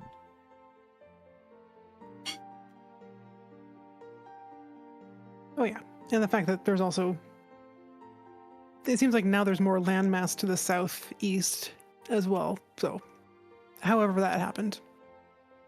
Yeah, it's Yeah. hard to figure out exact placement. This with just how Yeah, 'cause things are set up. Seems like where the marsh is, it's like it's all ocean. But then going to kind of just like almost exactly, I think, it's like right around where we found the statue, there's that tower.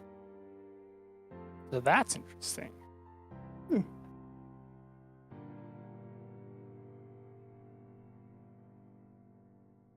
Because we were in some sort of construction. Like, it wasn't a random area in the swamp. Something had been there before. Yeah. And it's like, it looks like this was all ocean beforehand. Like the land probably moved up or something over time, or mountains eroded and covered everything. So it makes sense that whatever we went in, we enter from like the top of the tower, or where the current top of the tower is, it's eroded. Makes sense. I should have put a side-by-side comparison. I'm just over here switching back and forth like an each thing. And you said that this map's like how old? They have no idea. It was just delivered a few hours before you guys got there. Ah. And he had made a copy of it.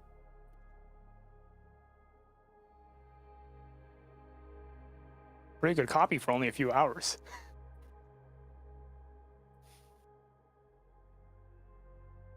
You would know he is probably one of the best cartographers in the Records Guild.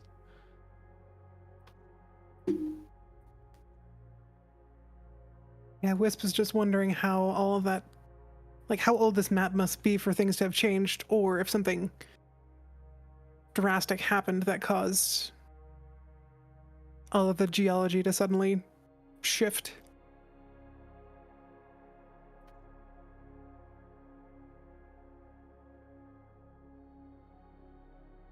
We'll say you guys have gone to the Adventurers Guild and kind of looking at the map and looking at the map in your hand, kind of observing everything.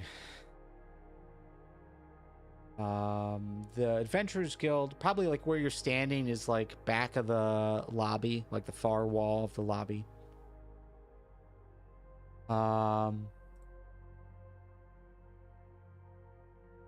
To the right is where you guys would go into your rooms. That's where some of the like the meeting rooms are and stuff.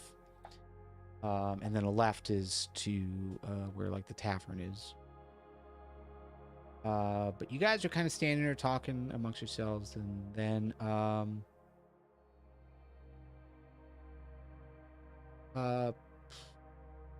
the secretary kind of meets up with you. It's the person that you've had contact with before. He comes up to you. Are you at all interested in an assignment?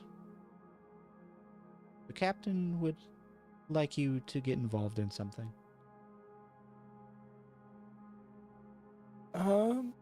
Sure. What kind of assignment we're talking about?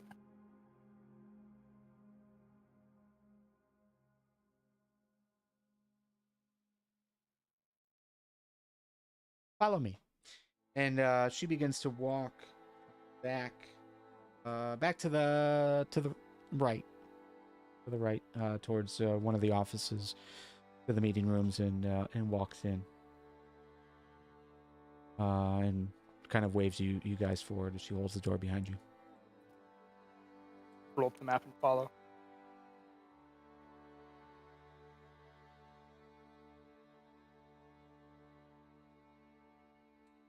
As you all are aware, there has been an attempt to assign the first mayor selection for Crystal Head, and a new mayor has been selected, and we need to escort him down. His name is Gardane Strongheart. He is a dwarf, a former member of the Eastern branch of the Adventurers Guild. But he will be taking up a position in Crystal Head to make sure things are going where they need to go before the elections happen next year.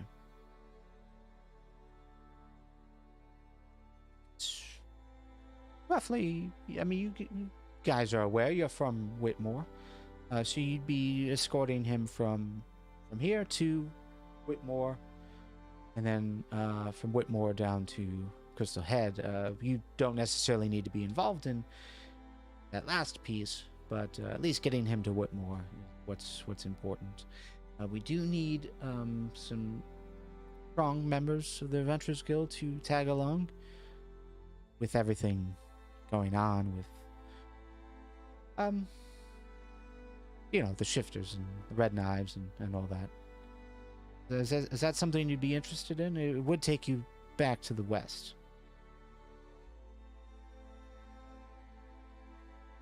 Yeah, I'm happy. actually sounds like that would work quite well. I was at least thinking of heading back that way. Well, and I've heard of a number of people that are heading that direction as well. Likewise, I'm happy to take the assignment. Good. That'd be great. The captain actually looks to you as people who could definitely handle the job, especially with things that you've been involved in so far. It'd be a shame to lose your help here in the capital, but it is what it is. You're from Whitmore. Unfortunately, the trip is not something we could necessarily keep under wraps. We know it has been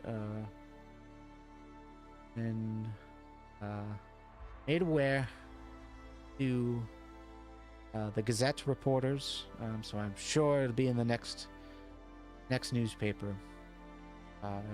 They will leave in a few days. But we don't necessarily want to put a show on for it, if you will. So you will be tagging along with another caravan that is scheduled out to go out that day. Again, there is some discretion that you will need to maintain. And we can't necessarily keep it secret of who is all in the caravan. That the new mayor is going along with you, but having someone like you go along with him would be very beneficial. Shapeshifters and red knives getting involved in some of our business as of late, and the Senate as well.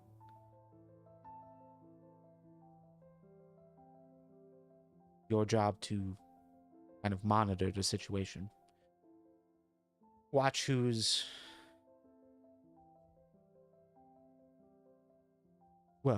going with you. The new mayor wants to not be imprisoned, if you will, inside of a carriage all day. He wants to be out with the people and show he is one of, well, like everyone else.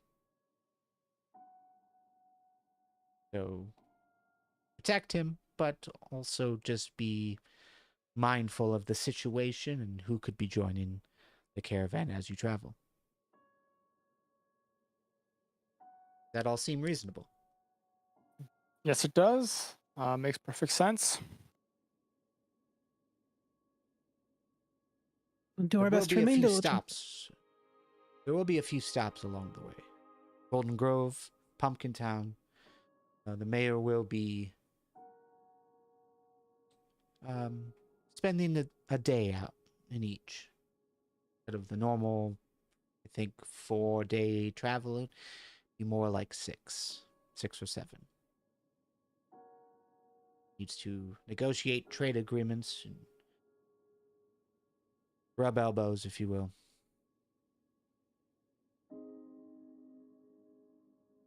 Can I ask you, what's your future here in the Adventurers Guild? Where do you see yourself in a year's time?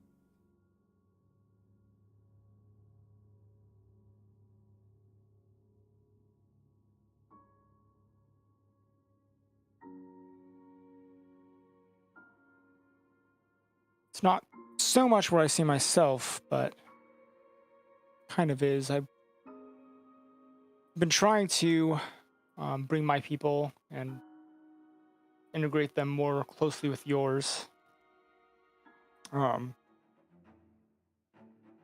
Which is actually part of the reason I was planning to head west anyways, is we found some information on our history that may ease some of our fears and create more confidence that such a relation is possible because it's been done before. How you see your position in the Adventurers Guild affecting that? See it being a tool to create a better or create a strong position where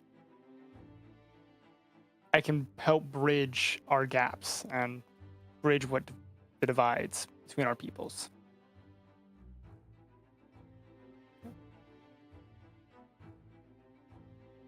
Wisp, same question to you. Your future here in the Adventurers Guild.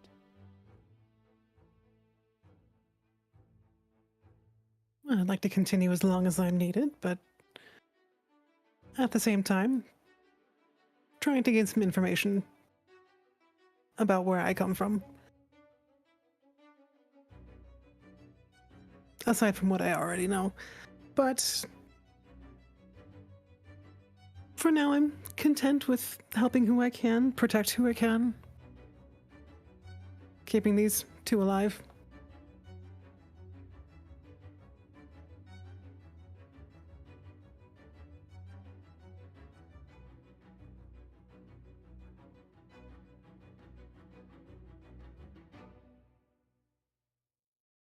Preserving history, preserving future is definitely important. Galgrim, what about you? You yourself still working with the Adventurers Guild? In your For the future? foreseeable future, yes. You know, this is similar to Wisp. You know, I just want to do my best to help out the people who need it, and at the same time, help me learn more about hopefully more about the giants, and on the travels and all that, and hopefully someday pass by and visit my family once again.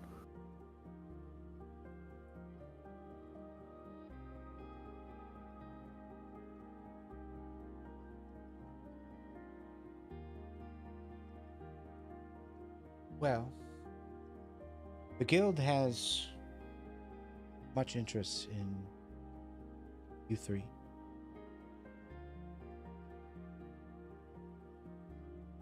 I don't think the guild would stand in the way of your personal goals. It sounds like it easily work together. Everybody roll me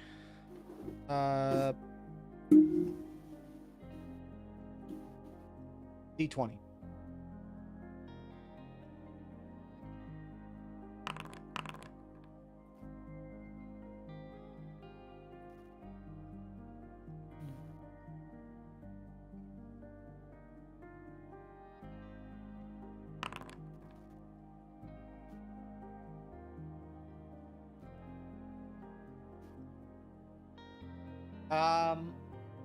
Two things. First of all, just a reminder of one of the house rules that we're using is I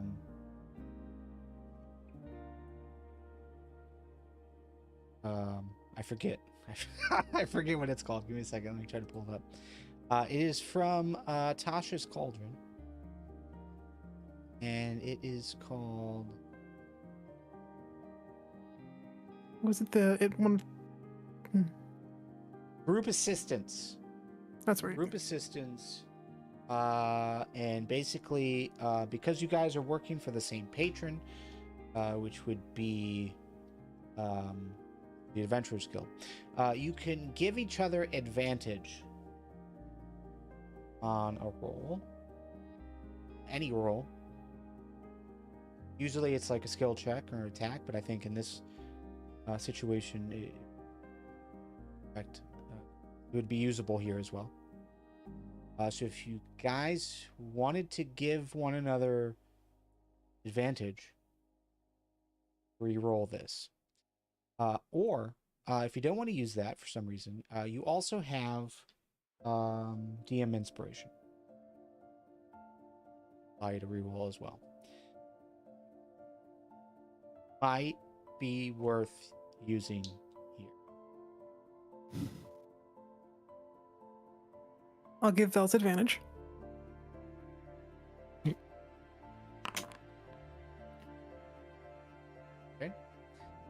So Vel, the 10 will be your advantage. It's 10. Yep.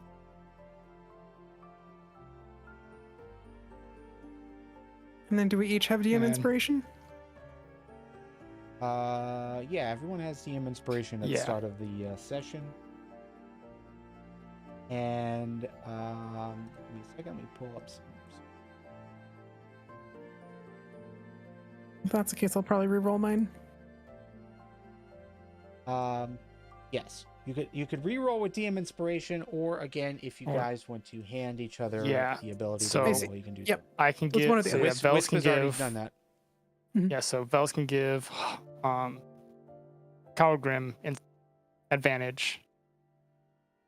Yes, and then Calgrim then- can give Wisp. Calgrim Wisp. Yeah.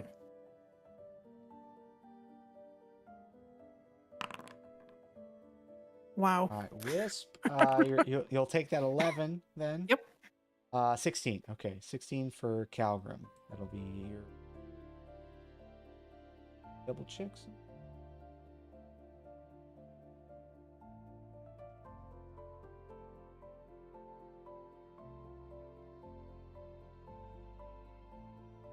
And okay. All right. Well, all right. So I didn't tell you what you were actually.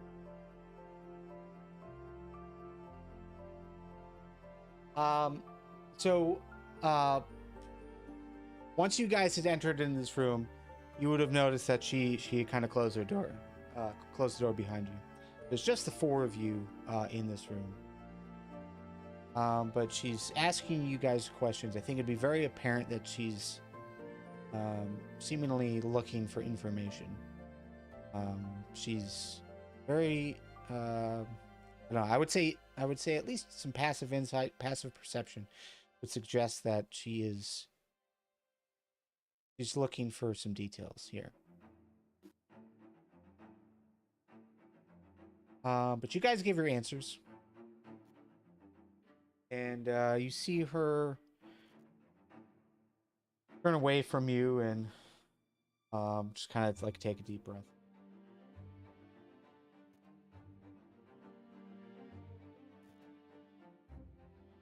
You all have personal goals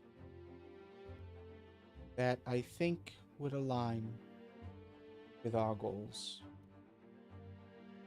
Like I said, the captain sees you all as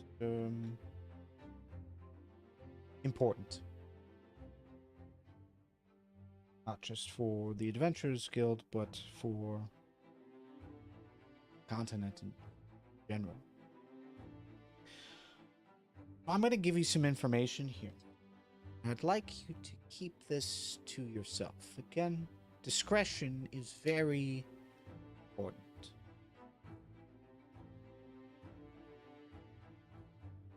What I say here does not leave this room. Understood? Understood. Understood. The caravan leaves in 3 days. That is well known. Leave Wisp, you had mentioned some people were leaving as well. That you may know. I don't know who you know, but I do know some people. Where that the High Alchemist is heading Crystal Head. We know Air Death is also heading there. You will be joining their caravan. There was a few others that will be there as well. Just looking at the schedule. Probably at least 2 other groups go. We don't know much about them, but that'll be your job to figure out as you go. Again, what I tell you, my discretion is very important. Because of our inability to keep a secret, word gets around fast. We actually did change our plans. We still want you to go down, but you will not be escorting the mayor. I'll be escorting Decoy. Actually, a member of the Senate clerks there. Will be officiating the signing in Whitmore itself. The true mayor will be staying in Hovedstad for the next 5 days. And will be traveling after you leave. But we'll get there right around the same time you do. See, we knew how important Whitmore was going to be. And so, for the last year, have been building teleportation circles. They've installed in Whitmore, Hovedstad, and East. Allows for quick travel for those who are higher up.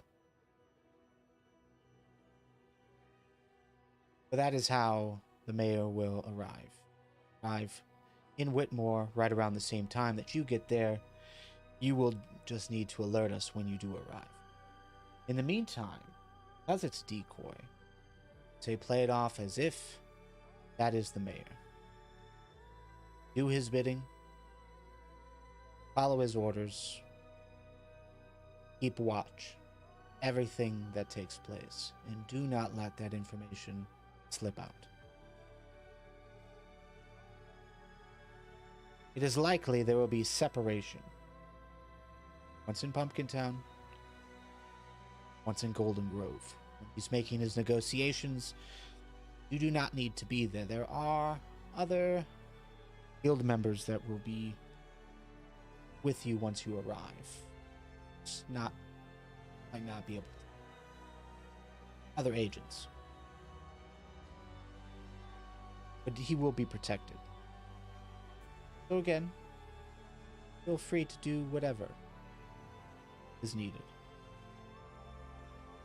Now, it is highly unlikely there will be an attack on the caravan, so I don't think we need to worry about that. But again, just be mindful.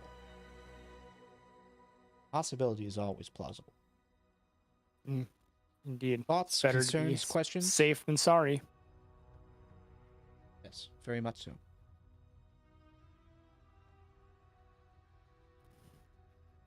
Approximately how many people are going to be in this caravan?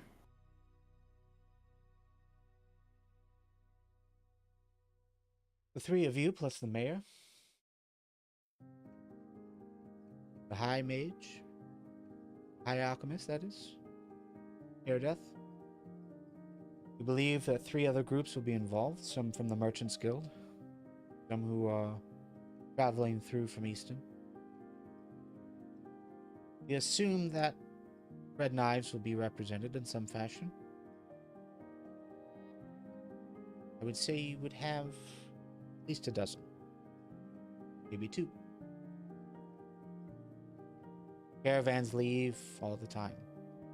Not necessarily something that we can, speculate on. But generally, caravans travel together, especially heading out to the west. It's a bit more wild. So I would say expect at least a dozen.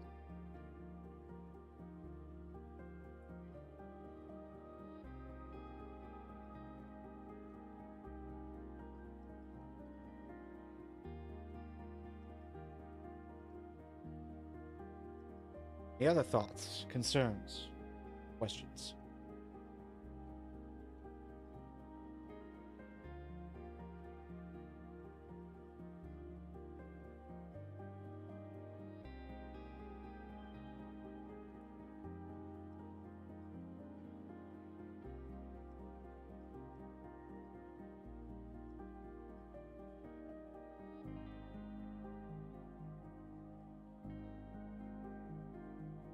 Not that I Very can well. currently think of.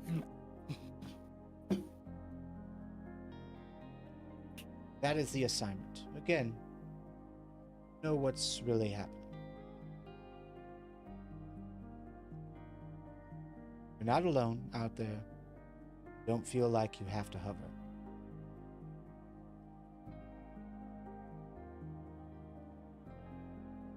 Well, we will One other do thing. our best to protect the mayor. One other Air thing quotes. that we had learned is here's that the shifters are only able to impersonate a person by looks. They do some capacity to learn information. Surface thoughts, maybe.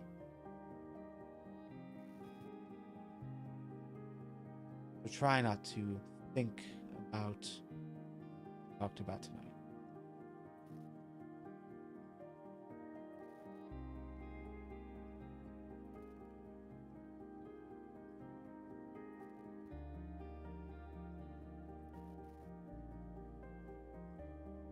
Again, you have 3 days.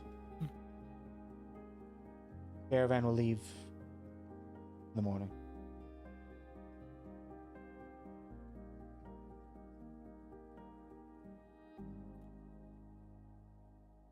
That is all. You are dismissed.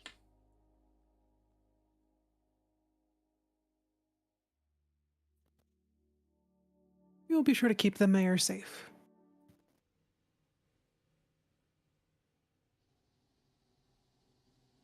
Really helps her. That is why you were chosen.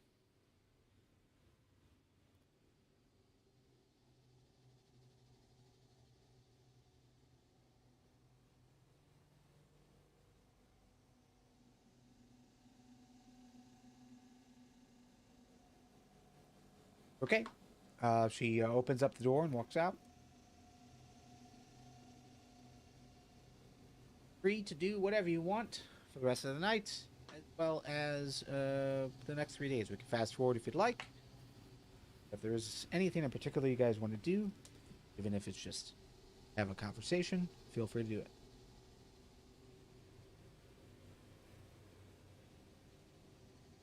Oh, can I make a healing potion? That's a good question. I do have an herbalism kit and proficiency. The answer, well, the short answer is yes. So you could make a healing potion with the herbalism kit, as long as you have the supplies. The supplies you could buy from, supplies you could buy from just a flower shop, herbalist kind of place. So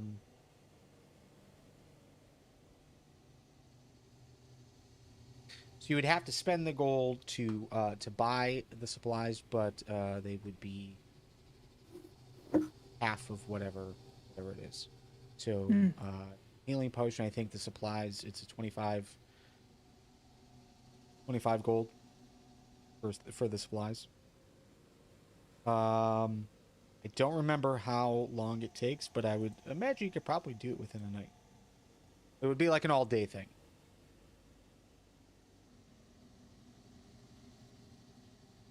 Yeah, I think I would spend a day doing that, just for the practice as well.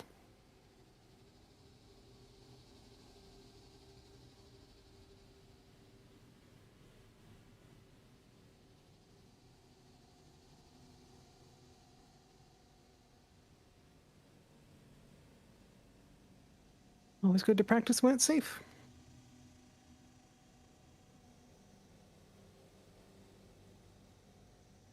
Right. Let's do this then.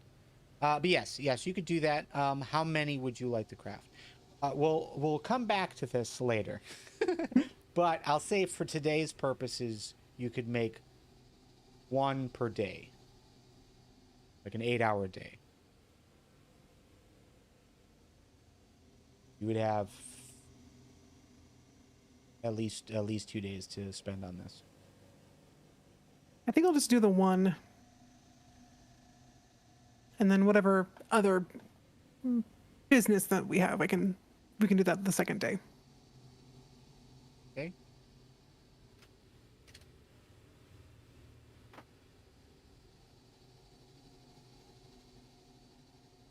All right, give me a second.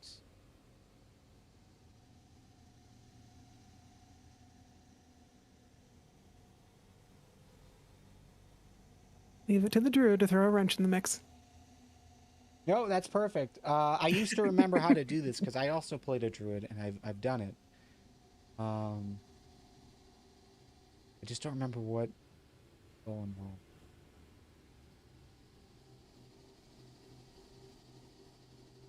wrong. Okay. The question, I guess, would be, would you buy the supplies or would you use one of your days to try and see if you can find the supplies outside of the city? Ooh.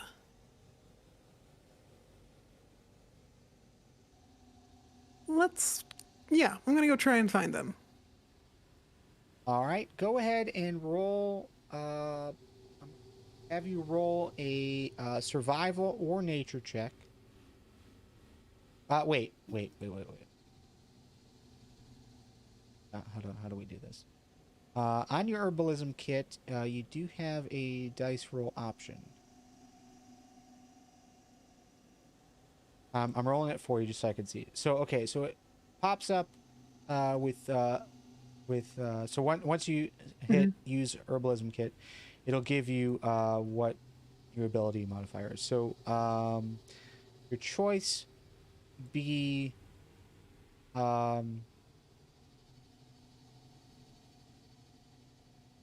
intelligence or wisdom, really. So it'd be like a survival or nature check in that respect. Be able to find the supplies. Okay, I'll do a survival check. There we go. Wow. I'm really glad to be out of the city for a little bit. Yeah.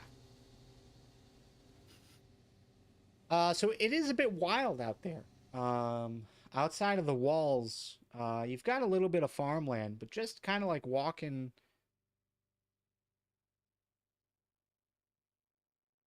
I would say west, southwest, in between the roads, heading towards the hills and the woods.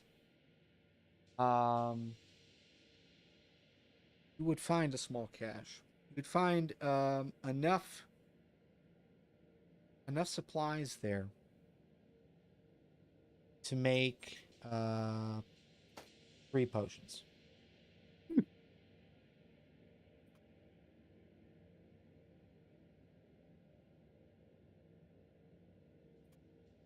Cool.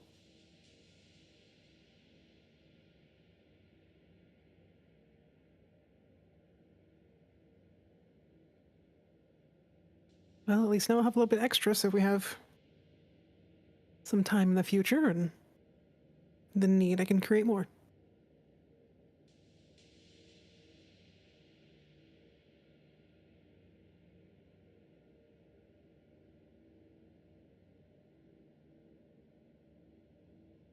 All right.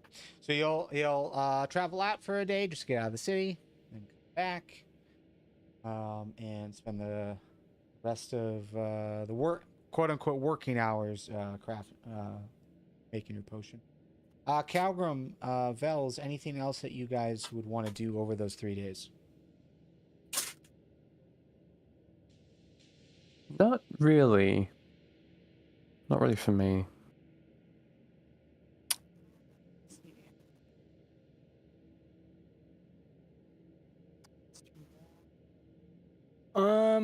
Yeah, nothing for Vels. Yeah, because I don't want to spend too much time with that.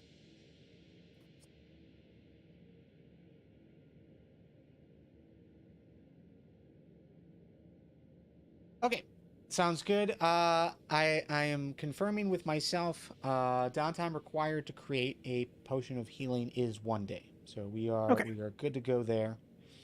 But yeah, your choice is to search the wilderness for raw materials, or you could buy them. Yeah, you bought them from a shop, it'd be 25 gold per, Hmm. basically half. That makes sense. But okay.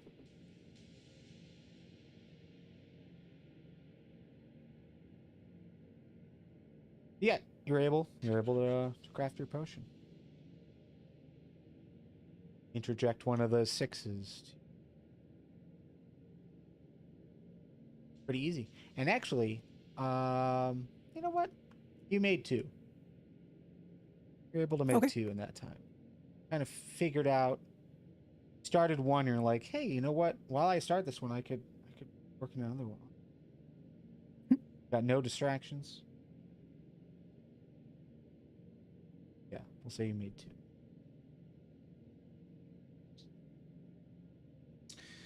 But okay, 3 days go, and you guys meet back up at the Adventurers Guild. Given the assignment once again in normal terms, and you head over to the gate where the caravan is being loaded. Everybody roll me a perception.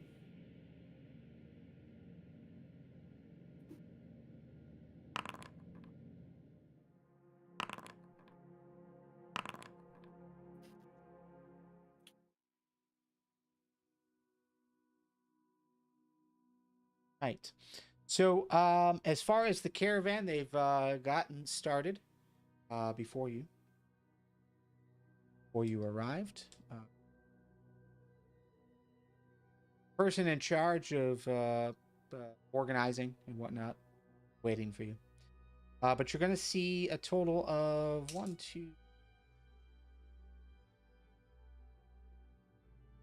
6 wagons. You're going to notice right away that both the High Alchemist and Aerodeth are traveling together, it seems. 1 wagon. Appears to be 2 other... two wagons that seem to be merchant carts. From what you guys can tell, is general goods type thing. Got some like food supplies, but also as he's kind of organizing his cart as you guys are prepping for the journey, you're going to notice wood there. Looks like maybe a wheelwright. Got some like wagon wheel parts. Could be a manufacturer. Could be a just for the voyage. Or could be something that they're going to sell. But you're also going to smell the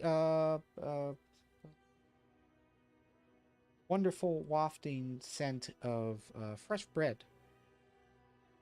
Mm. One of the merchants. Be a 2 gnomes, male, female, maybe husband and wife. It's kind of just sitting at the front of the wagon, and yeah, you can smell it's coming from that wagon. She's holding a small plate with slices of bread on it,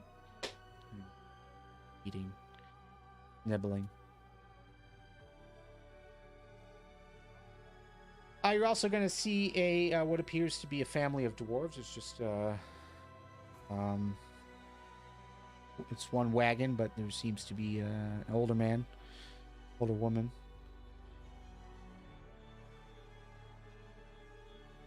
Two middle-aged, maybe husband and wife, and the wife is holding what appears to be a small child, small dwarven daughter.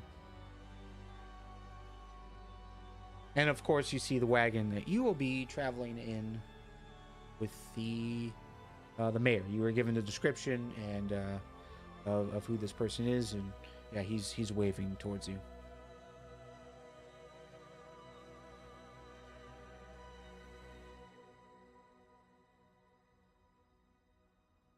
And then there's one other wagon. It's smaller, just like a single cart. It's just another gnome.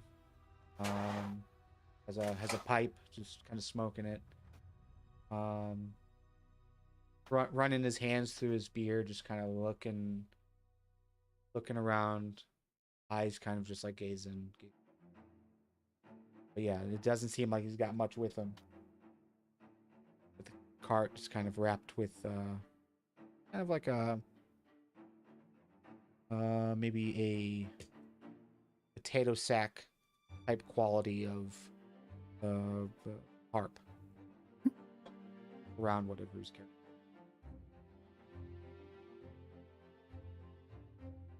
But again, the mayor, as you know him, is waving you forward. What's the weather like today? Weather today is cool. I would say over the last few days it's been rather warm. We are kind of like in the middle of the late spring, early summer. So it's been rather warm. It's been rather warm for this time. But this morning it seems cool. It's about 8 o'clock in the morning. The sun is just starting to get up there in the sky. But you know, heading further out west, it's probably gonna stay this temperature, hopefully.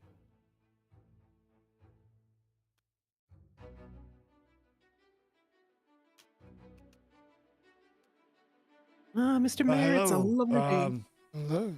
Yeah, he waves to you. Oh, it is. Gardain Strongheart. Pleasure to make your all acquaintance. Looking forward to finally getting to Crystal Head. Heard good things about it. But we were just waiting for you three to arrive so we can get started. But if you're ready to go, I'm ready to go. Any one of you interested in driving the cart? I've got some experience, but you know, I'm a new mayor now, so you know, I'd be okay with one of you taking the reins. I'll happily take the reins of the cart, Mayor.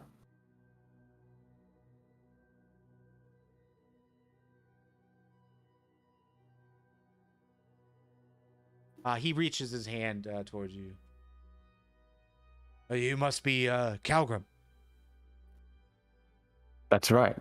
I reach my hand as well, likewise. Pleasure to meet you, Mayor. It is a pleasure indeed.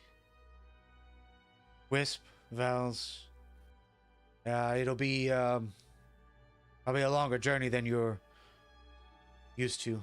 I've got a few stops to make, but I think we're ready to set off. Kind of waves towards. There's a person who's there, a human, older, maybe like 50s, bald on top, kind of white hair around the sides. Just kind of holding a clipboard, kind of like writing notes. But he walks over to the first wagon, which is the dwarven family. He waves them forward. Calgrim, you ever driven a cart before?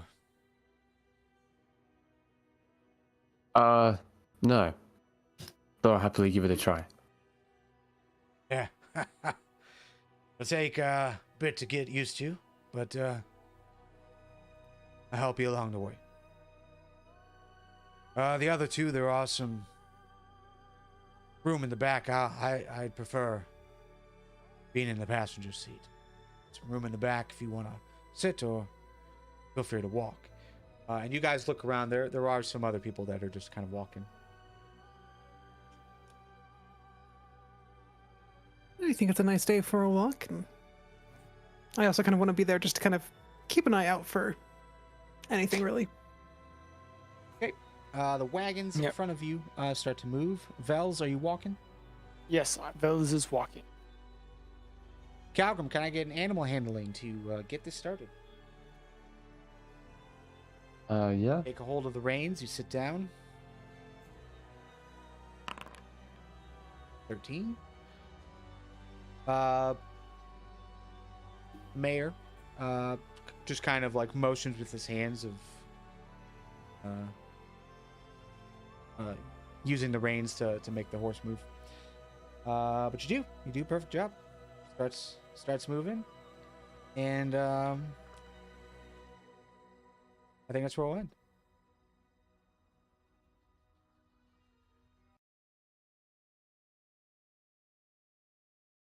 On the road again. You guys are heading back.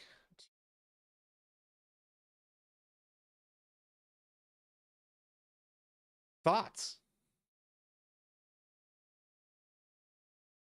Everything, how it's tying together? Story so far? Anything got you curious? Well, there's a number of things that I'm curious about, but I think it's probably similar to everyone else. Yeah. Like getting those little tastes of the history. I'm like,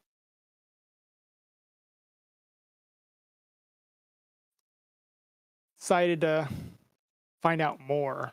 Like get little bits here and there.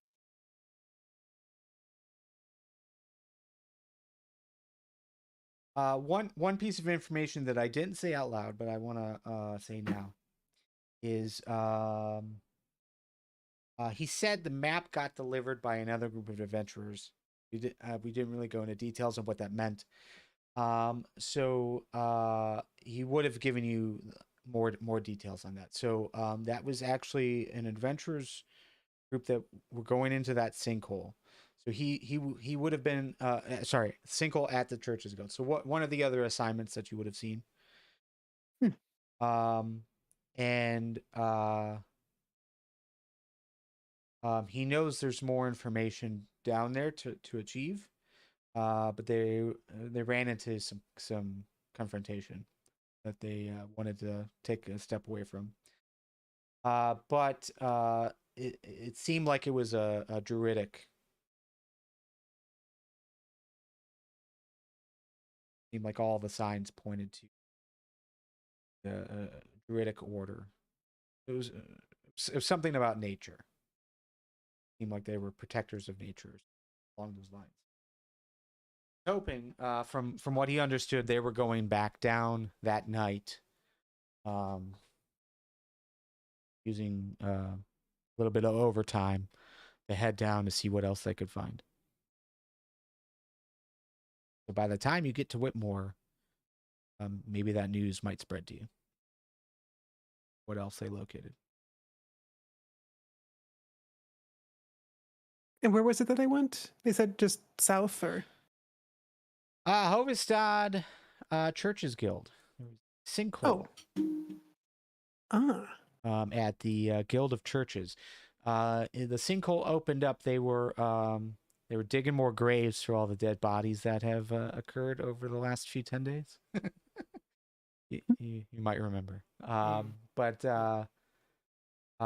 yeah, they were digging in the ground, and all of a sudden the ground gave out about 40 feet. 40 feet behind the church itself. So, but yeah, it seemed to open up into a different structure that was down and buried underground. So yeah, another adventure party had gone down there to explore.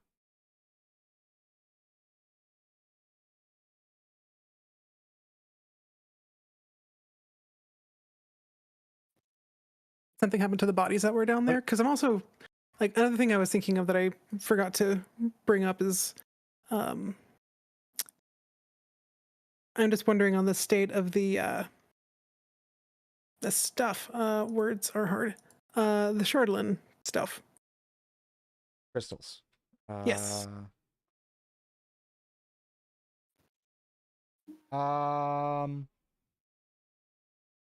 there wasn't any. I mean, there's a conflict of interests here, right? Right. Mm-hmm. It's like, yeah, the High Mage is definitely interested in getting his hands on that stuff. But they're also dead bodies, and Right. the Church's Guild is like, no, dude, we're gonna bury these bodies. So there is a little bit of an argument happening. I think you'd be aware of. Not all have been buried yet, but it's also because this sinkhole opened up, and they don't want to keep digging if it's going to open more holes in the ground. Right. So yeah, you'd be aware there's at least 3 that haven't been buried yet.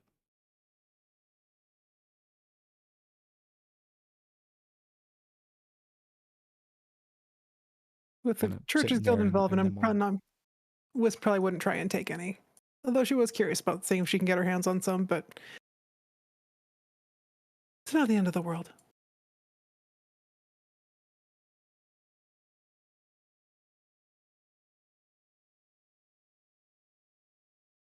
Okay. Well, everyone in the live chat, thank you so much for joining and for being a part. And again, if you missed, well, I mean, you didn't miss. There's a podcast. All these episodes are also going to be on a podcast in audio form. If you missed any of the live stream and you don't want to watch it on YouTube, you will be able to listen to it on the go on Spotify and other places, Google Podcasts, Apple Podcasts, that sort of thing. So mightybeard.com, all that information is there. There's also links in the description. But yeah, thank you so much for joining, and we'll play some D&D again very soon. Later.